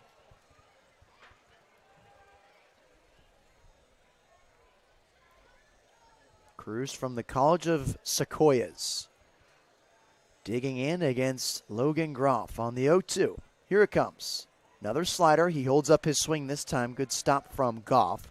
1 ball and 2 strikes. Groff keeping that pitch count down. Looking at just pitch 66 right here through 5 innings. 1-2 from Logan. Fastball, and late on it is Cruz as he fouls it straight back, 1-2. So I gave everyone the lay down on what the tentative pitching plan was for this evening. And from what we heard, it was going to be Groff starting and 2 or 3 position players coming into relief. We're seeing Eddie Tierney getting loose in the Blues bullpen. Slider hit on the ground left side and foul, 1 ball and 2 strikes. That was straight from the horse's mouth, the information I got from Dean Trainer. Maybe, understanding how important it is that the Blues win this game and host a game is the reason why Tierney is going today rather than this weekend, because the mathematical likelihood that the Blues grab the 1 seed at this point are very slim. So if you win the game today, you're guaranteed a home playoff game. You can't move up, can't move down. Throw your best guys out there today. 1-2. Slider is taken for strike 3. Another K for Logan Groff, and there's 2 gone in the 6th inning.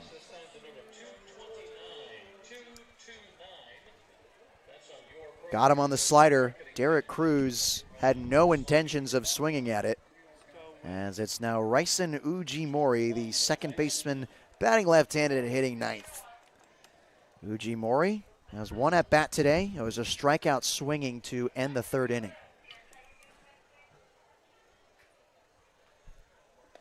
First pitch to him is a fastball high and tight for ball 1.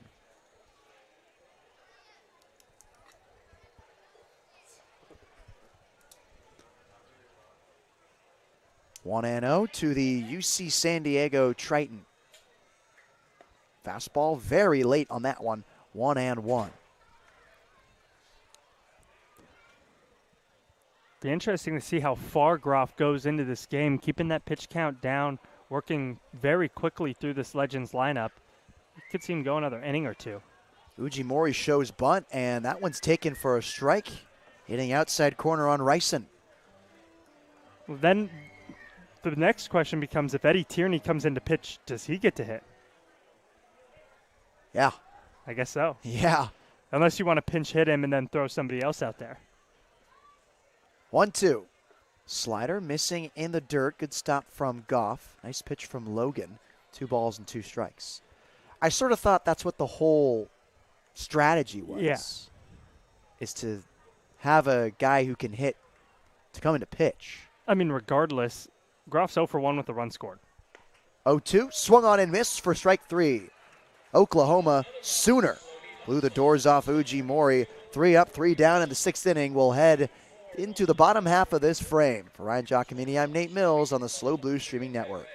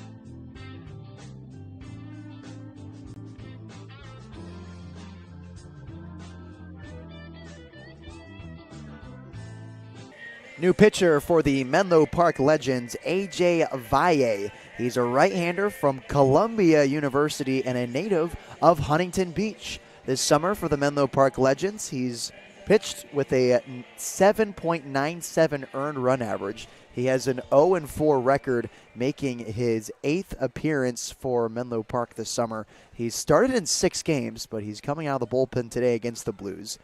And he faces Cooper Witten as the first pitch slider misses outside for ball 1.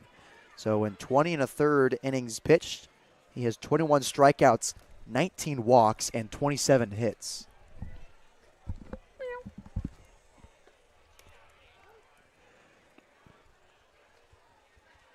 Slider in there for a strike. Last time he made an appearance, it was against the Seagulls on July 22nd. As Witten towers this one into left field, Musey, who was playing awfully shallow on Cooper, makes the one-handed grab, ranging back to out number 1. Witten tried to make Musey pay for playing that shallow. Pulled it just a little bit underneath that, but had the right idea off the bat and tried to lift that ball up and over his head. Zach Tarman's walk-up song for the evening is, what's the name of the song? Got a little dirt on my boots. You know the name? I don't know. I don't know. I don't know why you would, and I don't know the name of it either. But that lyric was said right as you said a little bit. You guys said a little bit at the same time. Old Nugget. 1-0 to ZT against the new pitcher, A.J. Valle. Slider is in there for a strike. So in that appearance against the Seagulls on July 22nd, just 2 days ago, just 1 inning there, 2 walks, 1 strikeout, no runs or hits. Only faced 5 batters. 1-1. And Tallerman looks at that slider for strike 2.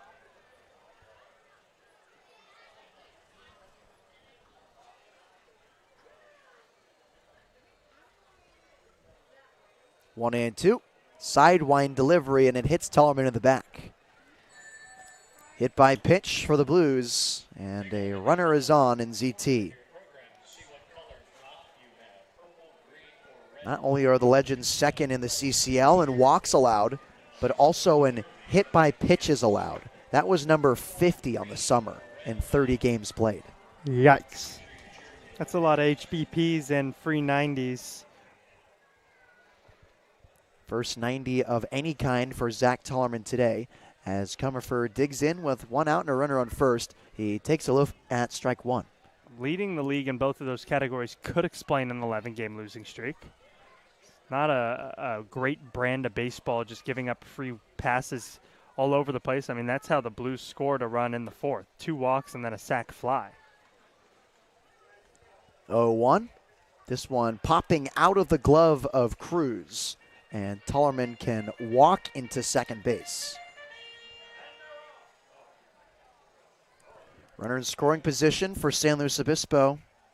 And for the third baseman, Comerford, who's 0 for 2 on the day. Ground ball to second to end the second inning. And a strikeout swinging in the 5th. 1-1 count with 1 out and Parker Goff on deck. This one hit on the ground left side. It's a foul ball. Comerford just looking to get hot after struggling as of late. Average dropped all the way down to 224. That's slugging down to 346. Still tied for first on the team in doubles with 9. We haven't seen him hit for extra bases in quite a while. 1-2. Comerford waves at that slider for strike 3. Brendan goes down swinging for the second time today, and there's 2 gone in the 6th inning. That's how pitchers in the CCL have gotten him to strike out. It's either the fastball up in the zone or it's the slider away. He chased after the slider this time. And now it's Parker Goff. Roped a double down the left field line in the 5th and came around to score in that 4-run inning that gave the Blues a 5-0 lead over the Legends. Tierney is still up and throwing in the Blues bullpen. See what Dean Traynor decides to do after this half inning ends. Goff leaves that one low and outside for ball 1. Aside from the double in the fifth, Goff also flew out to center field in the third. Groff is sitting on a fold-out chair on the front edge of the dugout, wearing his batting gloves and his elbow guard. He wants to hit. Oh, yeah. 1-0 is fouled straight back for strike one. I'm really surprised that we've seen him strike out on 3 pitches without swinging and then draw a walk. He's both at bats, he hasn't put the ball in play, which I would expect that he would just go up there and take rips at the baseball. Took a couple rips, and he was just underneath some of them as Goff takes one here, and he misses on that off-speed pitch. 1 ball and 2 strikes.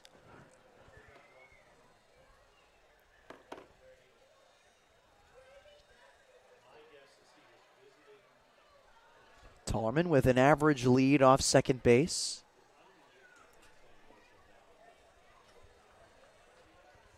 Here's Goff on the 1-2. Off speed, tagged into center field, falling fast. It's in for a base hit. Tollerman gets the windmill. The throw comes home, and it is short. RBI double for Parker Goff. That's his second extra base hit of the day. Parker Goff finding a way for the Blues. That one an RBI double for him. He had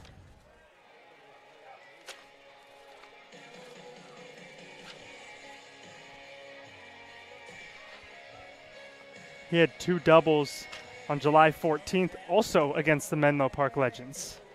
Saying I thought that he had another 2 double game, and I was flipping through my scorebook to try to find it. Parker Goff, proud owner of the Menlo Park Legends, as the first pitch slider misses inside to Constantine for ball 1. Gavin is 0 for 1 of the day. A walk in the 5th and a fly ball out to right field in the 3rd inning.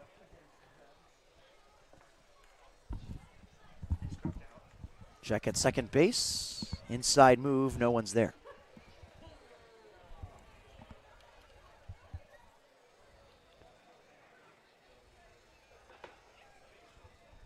From the stretch, A.J. Valle stares down his catcher Cruz.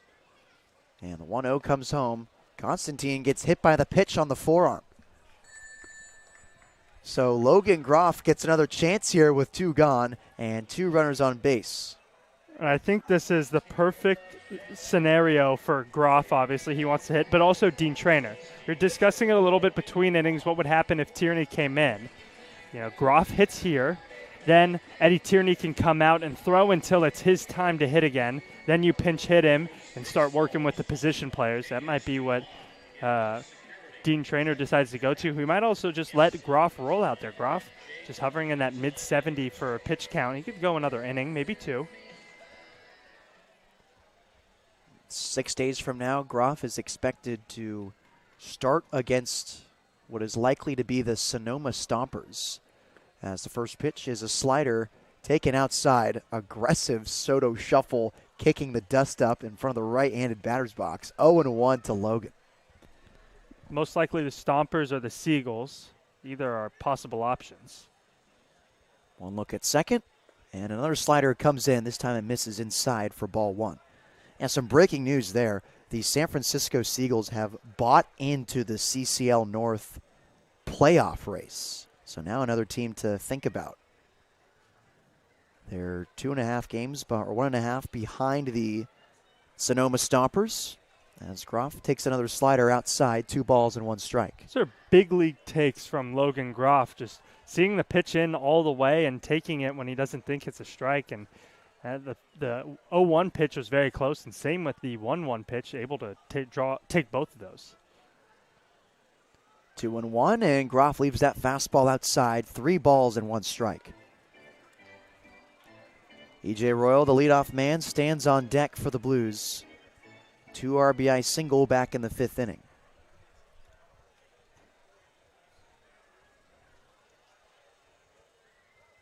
Infield covered in darkness from the shadows from Cerro San Luis, as Groff is late on that fastball hit just above his hands down the first base line. 3 balls and 2 strikes. Tried to inside out it.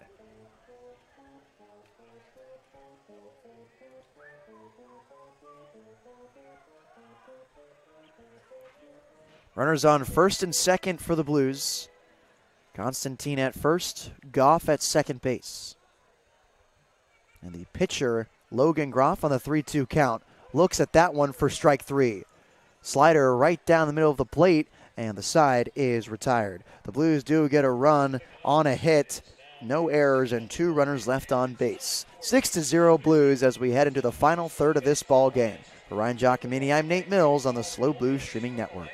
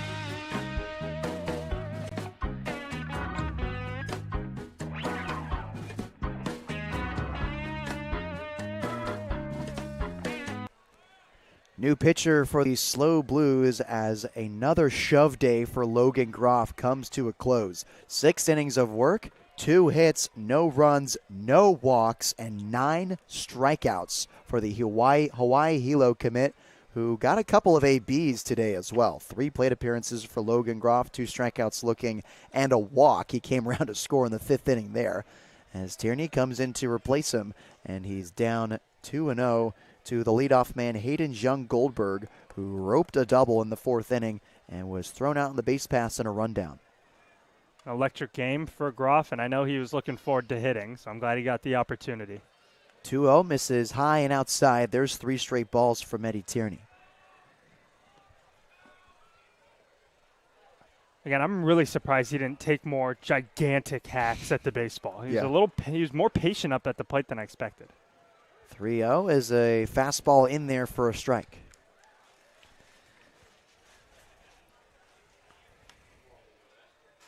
Left-hander digs into the box with his pink and white batting gloves. A 1-for-2 day for him today, as this one swung on and missed for strike 2. Slider from Tierney coming from all the way from third base, just about.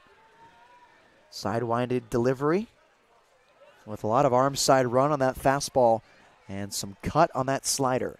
Here's the payoff pitch. Fastball barely missing low for ball 4. First walk of the day issued from Blues pitching, and it's a leadoff base runner for the Legends. Let's give you a little more information about the righty Eddie Tierney. He is a 6-foot, 200-pound right-hander. Originally from Reno, Nevada, stayed in his hometown to go to UNR. In his 8 appearances with the Blues, he holds a 1-2 record. Fastball missing inside, 1-0 to Evan Bilter. 27 and 2 and a third innings pitched. He's given up 9 earned runs in that time, 18 strikeouts to 12 walks, 3 saves as well on the season. 1-0, a slider frisbeeing, missing high for ball 2. And time is called. The second baseman, Constantine, and the catcher, Goff, will converge at the mound. Not a strikeout, or not a save opportunity here for Eddie Tierney, who leads the team in saves. And when I was looking at our stat sheet today, I noticed the Blues have no blown saves this year, which is pretty impressive considering they do have 26 wins. To be fair, they only have 8 saves. They're not in a lot of save opportunities, but when they are, they're able to win those ball games. 2-0 from Tierney, and it's a fastball in the outside corner for strike one. Bilter, the right fielder, batting second today for the Legends. 0 for 2, a grounder to third, and he reached on a fielder's choice in the fourth. 2-1. Swung on and missed on that fastball down the heart of the plate for strike two. Tons of movement on that fastball from Eddie Tierney. And it's tough to differentiate between the slider and the fastball coming out of the hand. That's what makes him so effective against hitters. 2-2. Fastball fouled straight back into the screen. We'll do it again at 2 balls and 2 strikes. No one out, a runner at first. Young Goldberg walked to lead off this inning, the first Menlo Park hitter to walk in this game. 2-2 is swung on and missed for strike 3. 10th strikeout of the day issued to Legends hitters, and there's one gone in the 7th inning. Brings up J.P. Avila, who has already grounded into a double play in today's ball game. Tierney, a guy who induces a lot of ground balls, looking to get another one from him right here. With a runner on first, Tierney comes set in a 6-0 ball game. The Blues lead the Legends. There's a check swing on that slider for strike one. A lot of check swings from J.P. Avila as well. Inching off first base is young Goldberg. 0-1 is another slider that misses inside. 1 ball and 1 strike.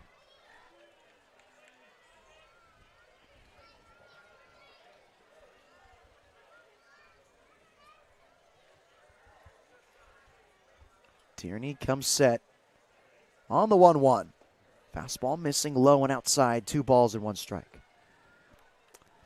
And so we can only hypothesize here, but it appears that the plan, or what would make the most sense to us, as the 2-1 comes home, it's swung on and missed for strike 2. Once it's Tierney's turn to hit, they will bring in Sebastian Lopez as a hitter and an infielder. To come into this game, they'll move Constantine to the mound, Comerford at second, and Lopez will play third. 2-2 is foul tipped and sent straight back. And they'll actually call it strike 3. It was a swing and a miss to J.P. Avila. That's his second strikeout of the day. And a huge break because the runner at first, June Goldberg, thought that it was foul tipped, and he stayed at first base instead of taking advantage of the passed ball and take second base. So now there's 2 gone for Rowan Felch, who's 0 for 2 on the day.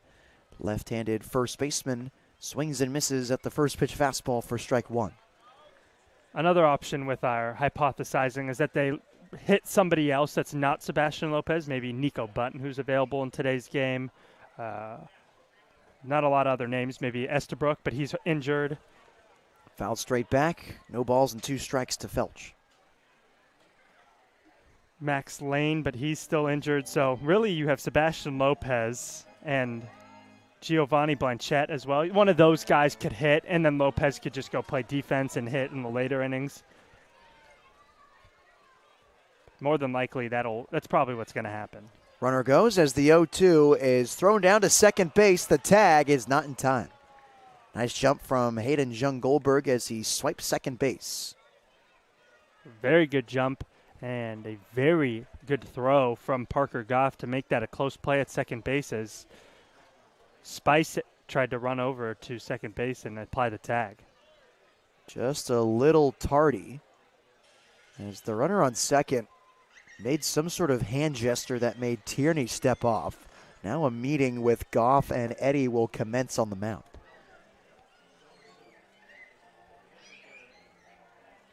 perhaps signaling changeup. Not sure what he was doing there. Maybe I'll keep an eye on him. 1-2 to Rowan Felch, left-handed hitting cleanup batter for the Legends. Logan Musey stands on deck.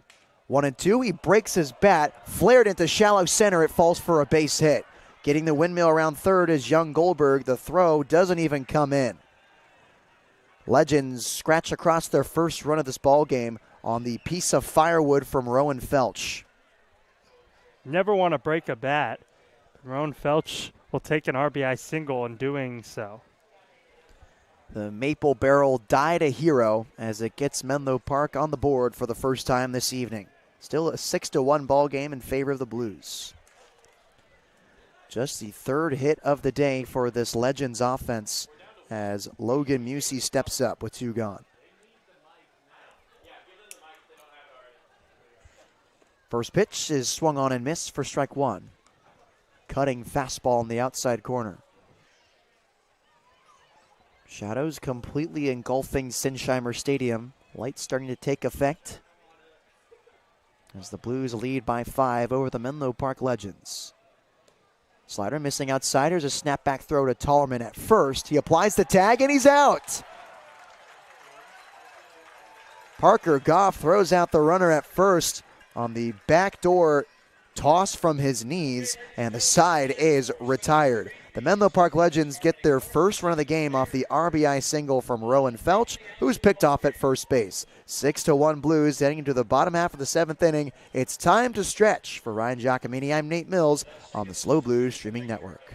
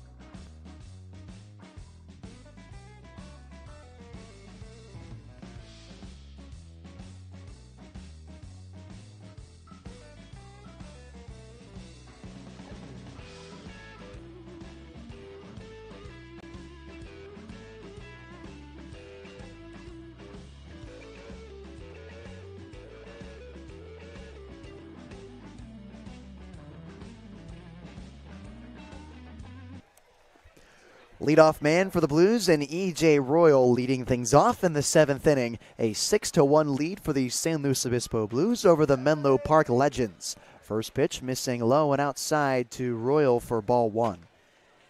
E.J. a 1-for-2 afternoon, a 2 RBI single in the 5th.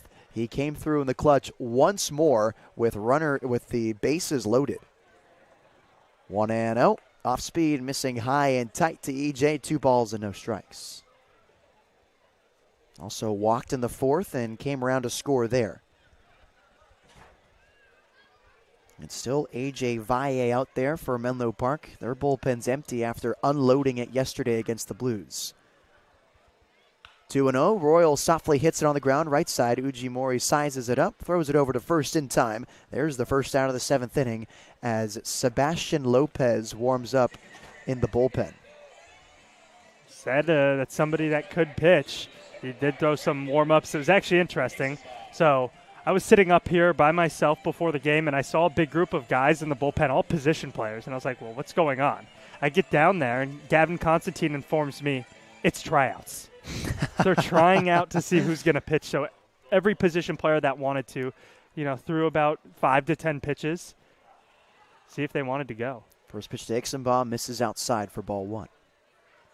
It was a very interesting thing. They had the radar out there. Groff was sitting right next to me with the radar. E.J. Royal hit 80 miles an hour on like his 4th pitch. 1-0 to Jake is lined right back to the pitcher, Valle. He makes the nice reactionary grab for the 2nd out of the inning. Tough break for the kid as there's 2 gone in the 7th. Very tough break. Caught a good part of the barrel and lined it right back up the middle. Exactly what you're taught to do. 87 miles an hour. Pretty good contact, a little handsy.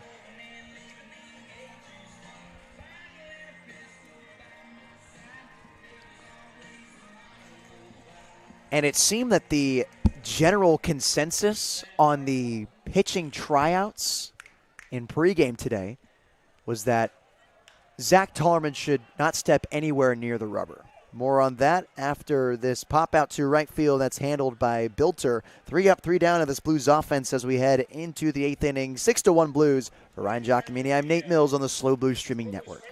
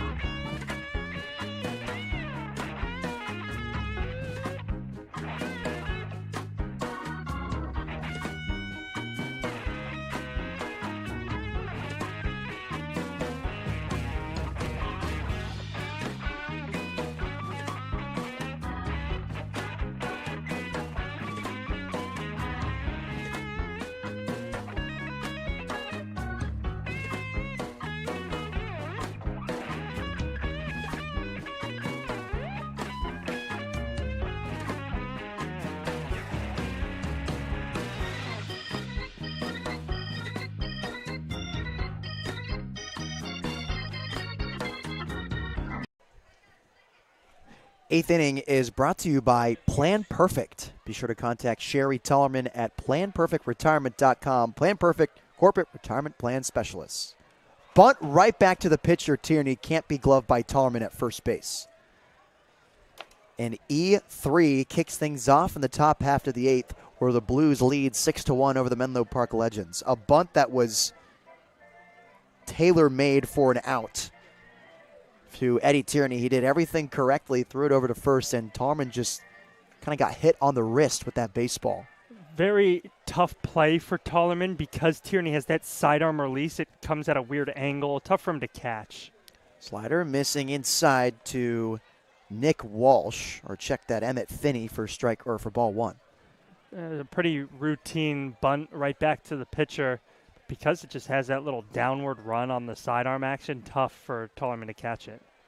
1-0 is taken for a strike. Emmett Finney today is 0 for 2 with 2 strikeouts swinging, both to end the inning. 1-1, a slider that swung on and missed for strike 2. The San Jose State commit facing Eddie Tierney.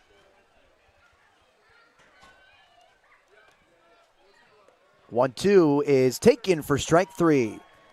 Emmett Finney punches out on the slider on the outside corner, and there's one gone in the 8th inning. Third strikeout of the day for Eddie Tierney. His stuff's there. It's working really well today. Gave up an RBI base hit in the 7th, but very good inning there. So far, he drew a bunt that probably should have been an out and a strikeout. Still with a runner on first base as the first pitch to Nick Walsh misses outside for ball 1. Nick today, the switch-hitting shortstop batting left-handed against Eddie Tierney, is 1 for 2. A single in the 3rd where he was caught stealing, and an unassisted put out by Zach Tollerman at first base. This one popped up on the left side. Witten running towards the fence, and he won't get there in foul ground. It bounces off the warning track and into the Legends bullpen. 1 ball and 1 strike as a submarine arm is getting loose for Menlo Park. Sebastian Lopez still getting hot in the Blues bullpen. Wearing a white arm sleeve. He's going to have to take that one off. Short lead at first base for Logan Musey. As the 1-1 is swung on and missed. A big sweeper to Nick Walsh for strike 2. Good use of the off-speed pitch right there to get an uncomfortable early swing from Brendan Comerford's relative. 1-2. Slider swung on and missed. Strike 3. Back-to-back Ks for Eddie Tierney. 2 gone in the 8th inning. Both go down on the slider. I mentioned that stuff is looking good. 4 strikeouts for him, 5 recorded outs. 13 total Ks for Menlo Park, the Menlo Park offense this evening. And with 2 outs, it's Derek Cruz who has contributed to 2 of those, both of them looking, as the first pitch slider is missing outside for ball 1. Cruz, the catcher, batting 8th today. Is a JUCO bandit from the College of Sequoias, as a Clovis, California native.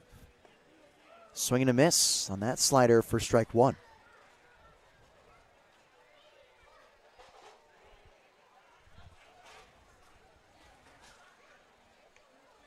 Everyone playing at regular depth with 2 gone. Runner at first. 1-1 comes home, and it gets away from Goff. Taken off towards second base is Logan Musey, and that's all he'll get. Runner in scoring position for Menlo Park on the pass ball.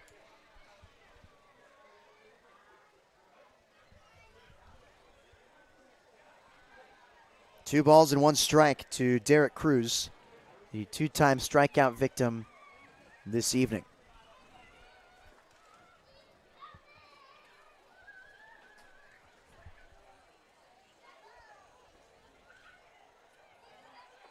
Tierney comes set with a runner now at second base. And the 2-1 is fouled straight back for strike 2. Once again, a 2-strike count as Derek Cruz. This time a runner in scoring position.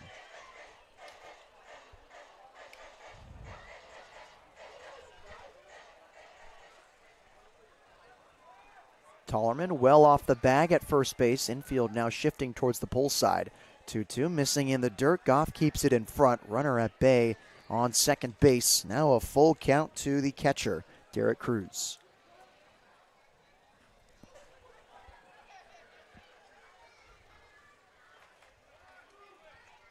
Sebastian Lopez has ceased fire in the bullpen. As 3-2 comes home, missing inside, that's ball 4. First time Derek Cruz reaches on base today. That's also his first walk of the summer. Small sample size. Yeah. He's 7 at-bats so far this summer. 6 strikeouts to 1 walk. Just the second walk of the day allowed by Blues pitching. And it looks like we'll see a pinch hitter here for Menlo Park. Looks like Vaskin Smith. He's first pitch swinging, and it hits the runner at first. He is out, and the side is retired. Still a 6-1 ball game heading to the bottom half of the 8th inning. For Ryan Giacomini, I'm Nate Mills on the Slow Blues Streaming Network.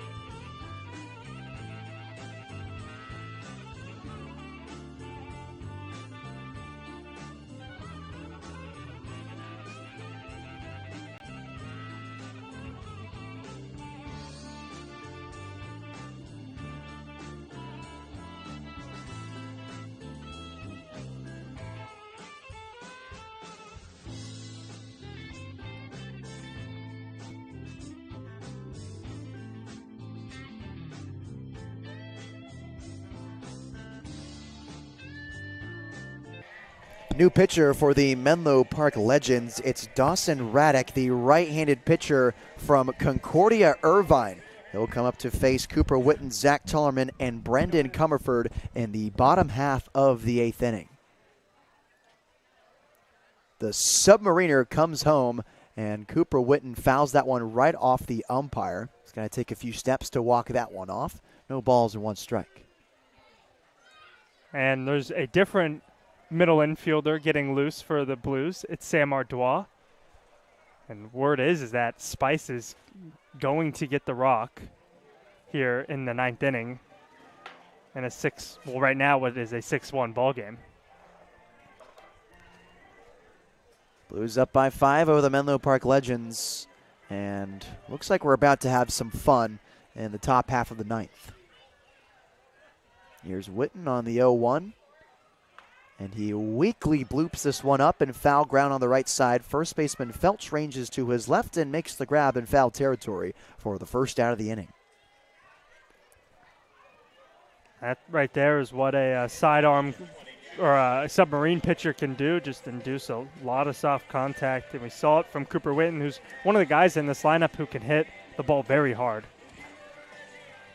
Hits one rather softly here for the first out of the inning. As it's now Zach Tollerman with 1 gone. ZT is 0 for 2 on the day. He was hit by a pitch in the 6th and came around to score. Fastball is in there for a strike.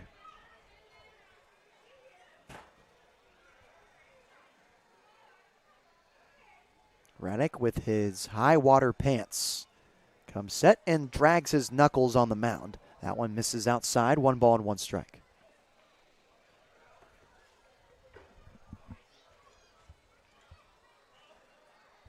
ZT on the 1-1. Leaves that one low and inside for ball 2. A little more about Dawson Raddick, the 6-foot, 185-pound submarine thrower from Concordia. Holds a .78 ERA. Been very good out on the mound. This one missing inside to ZT. 3 balls and 1 strike. And that's not a small sample size either. That's 23 innings pitched, 16 strikeouts to 10 walks, 11 hits. In his 10 games, he also has a pair of saves. 3-1 to Tellerman. Is hit softly on the ground right side. Ujimori's got it. Throw on the run is in time. There's a second out of the inning. And check that. That's Vaskin Smith at second base who came in to replace Ujimori. Either way, there's 2 gone in the 8th. While Brendan Comerford steps in the box, let's take a look around the CCL.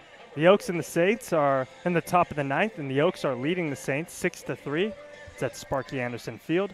The Stompers and the Merchants are battling it out. The Stompers are winning that battle 9-1 in the top of the 8th. As first pitch to Comerford misses low and inside for ball 1. The Seagulls and the Crawdads are playing in Walnut Creek, and in the top of the 8th, the Seagulls lead 4-2. And then the OC Riptide and the Barons 5-1 Riptide, top of the 4th. 1-0, foul just to the left of the Blues dugout off the screen. 1 ball and 1 strike. Now, I personally wasn't tuned in to the pregame show, so I don't know if you or Mark talked about it, but it is not mathematically impossible for the Blues to be the 1 seed. It'd be very difficult, but it's not impossible.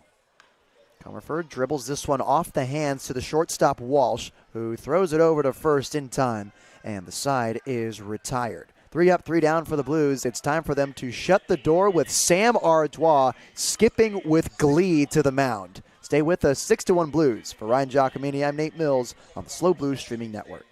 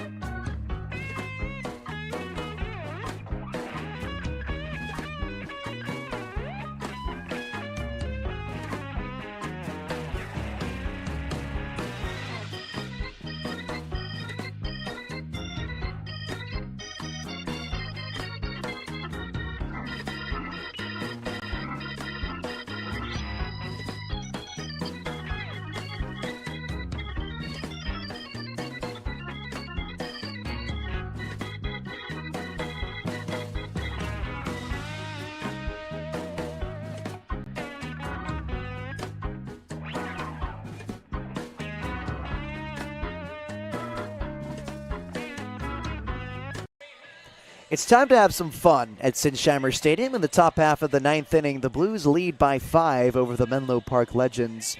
And there's a new pitcher on the mound, and Sam Ardois making his pitching debut for the Blues here in the top of the ninth. A flurry of defensive changes as well. So Ardois comes in to pitch. E.J. Royal is at second base, his first time playing there this summer. Constantine shifts over to short. And Hicksonbaugh plays center field for the first time this year with Gio Blanchette in right. First pitch swinging on the fastball as Hicksonbaugh ranges to his right and makes the running grab. 1 pitch, 1 out for Ardois against the leadoff man, Young Goldberg. 1 pitch, 1 out on an 87-mile-an-hour fastball. Okay. Maybe a hidden talent from Sam Ardois. I mean, I'm looking at his perfect game page, and in 2019, he hit 85 miles an hour.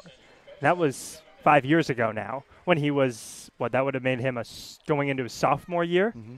So that's pretty impressive for an incoming sophomore in high school. First pitch misses outside to Evan Bilter, who's 0 for 3 today.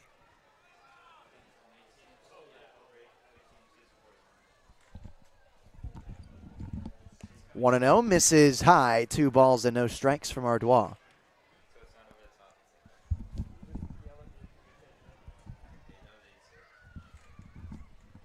Two and 0. Fastball hitting the outside corner for strike 1. Fastball living in the mid to upper 80s for Sam Ardois as he's down 2-1 to the right fielder Bilter. He kicks and fires. Checking his swing. Another fastball in the outside corner. They don't appeal. He didn't go around. 3 balls and 1 strike. And depending on, how deep of a playoff push the Blues can make, we might see Ardois pitch again if he has an impressive outing. I mean, 87s will play.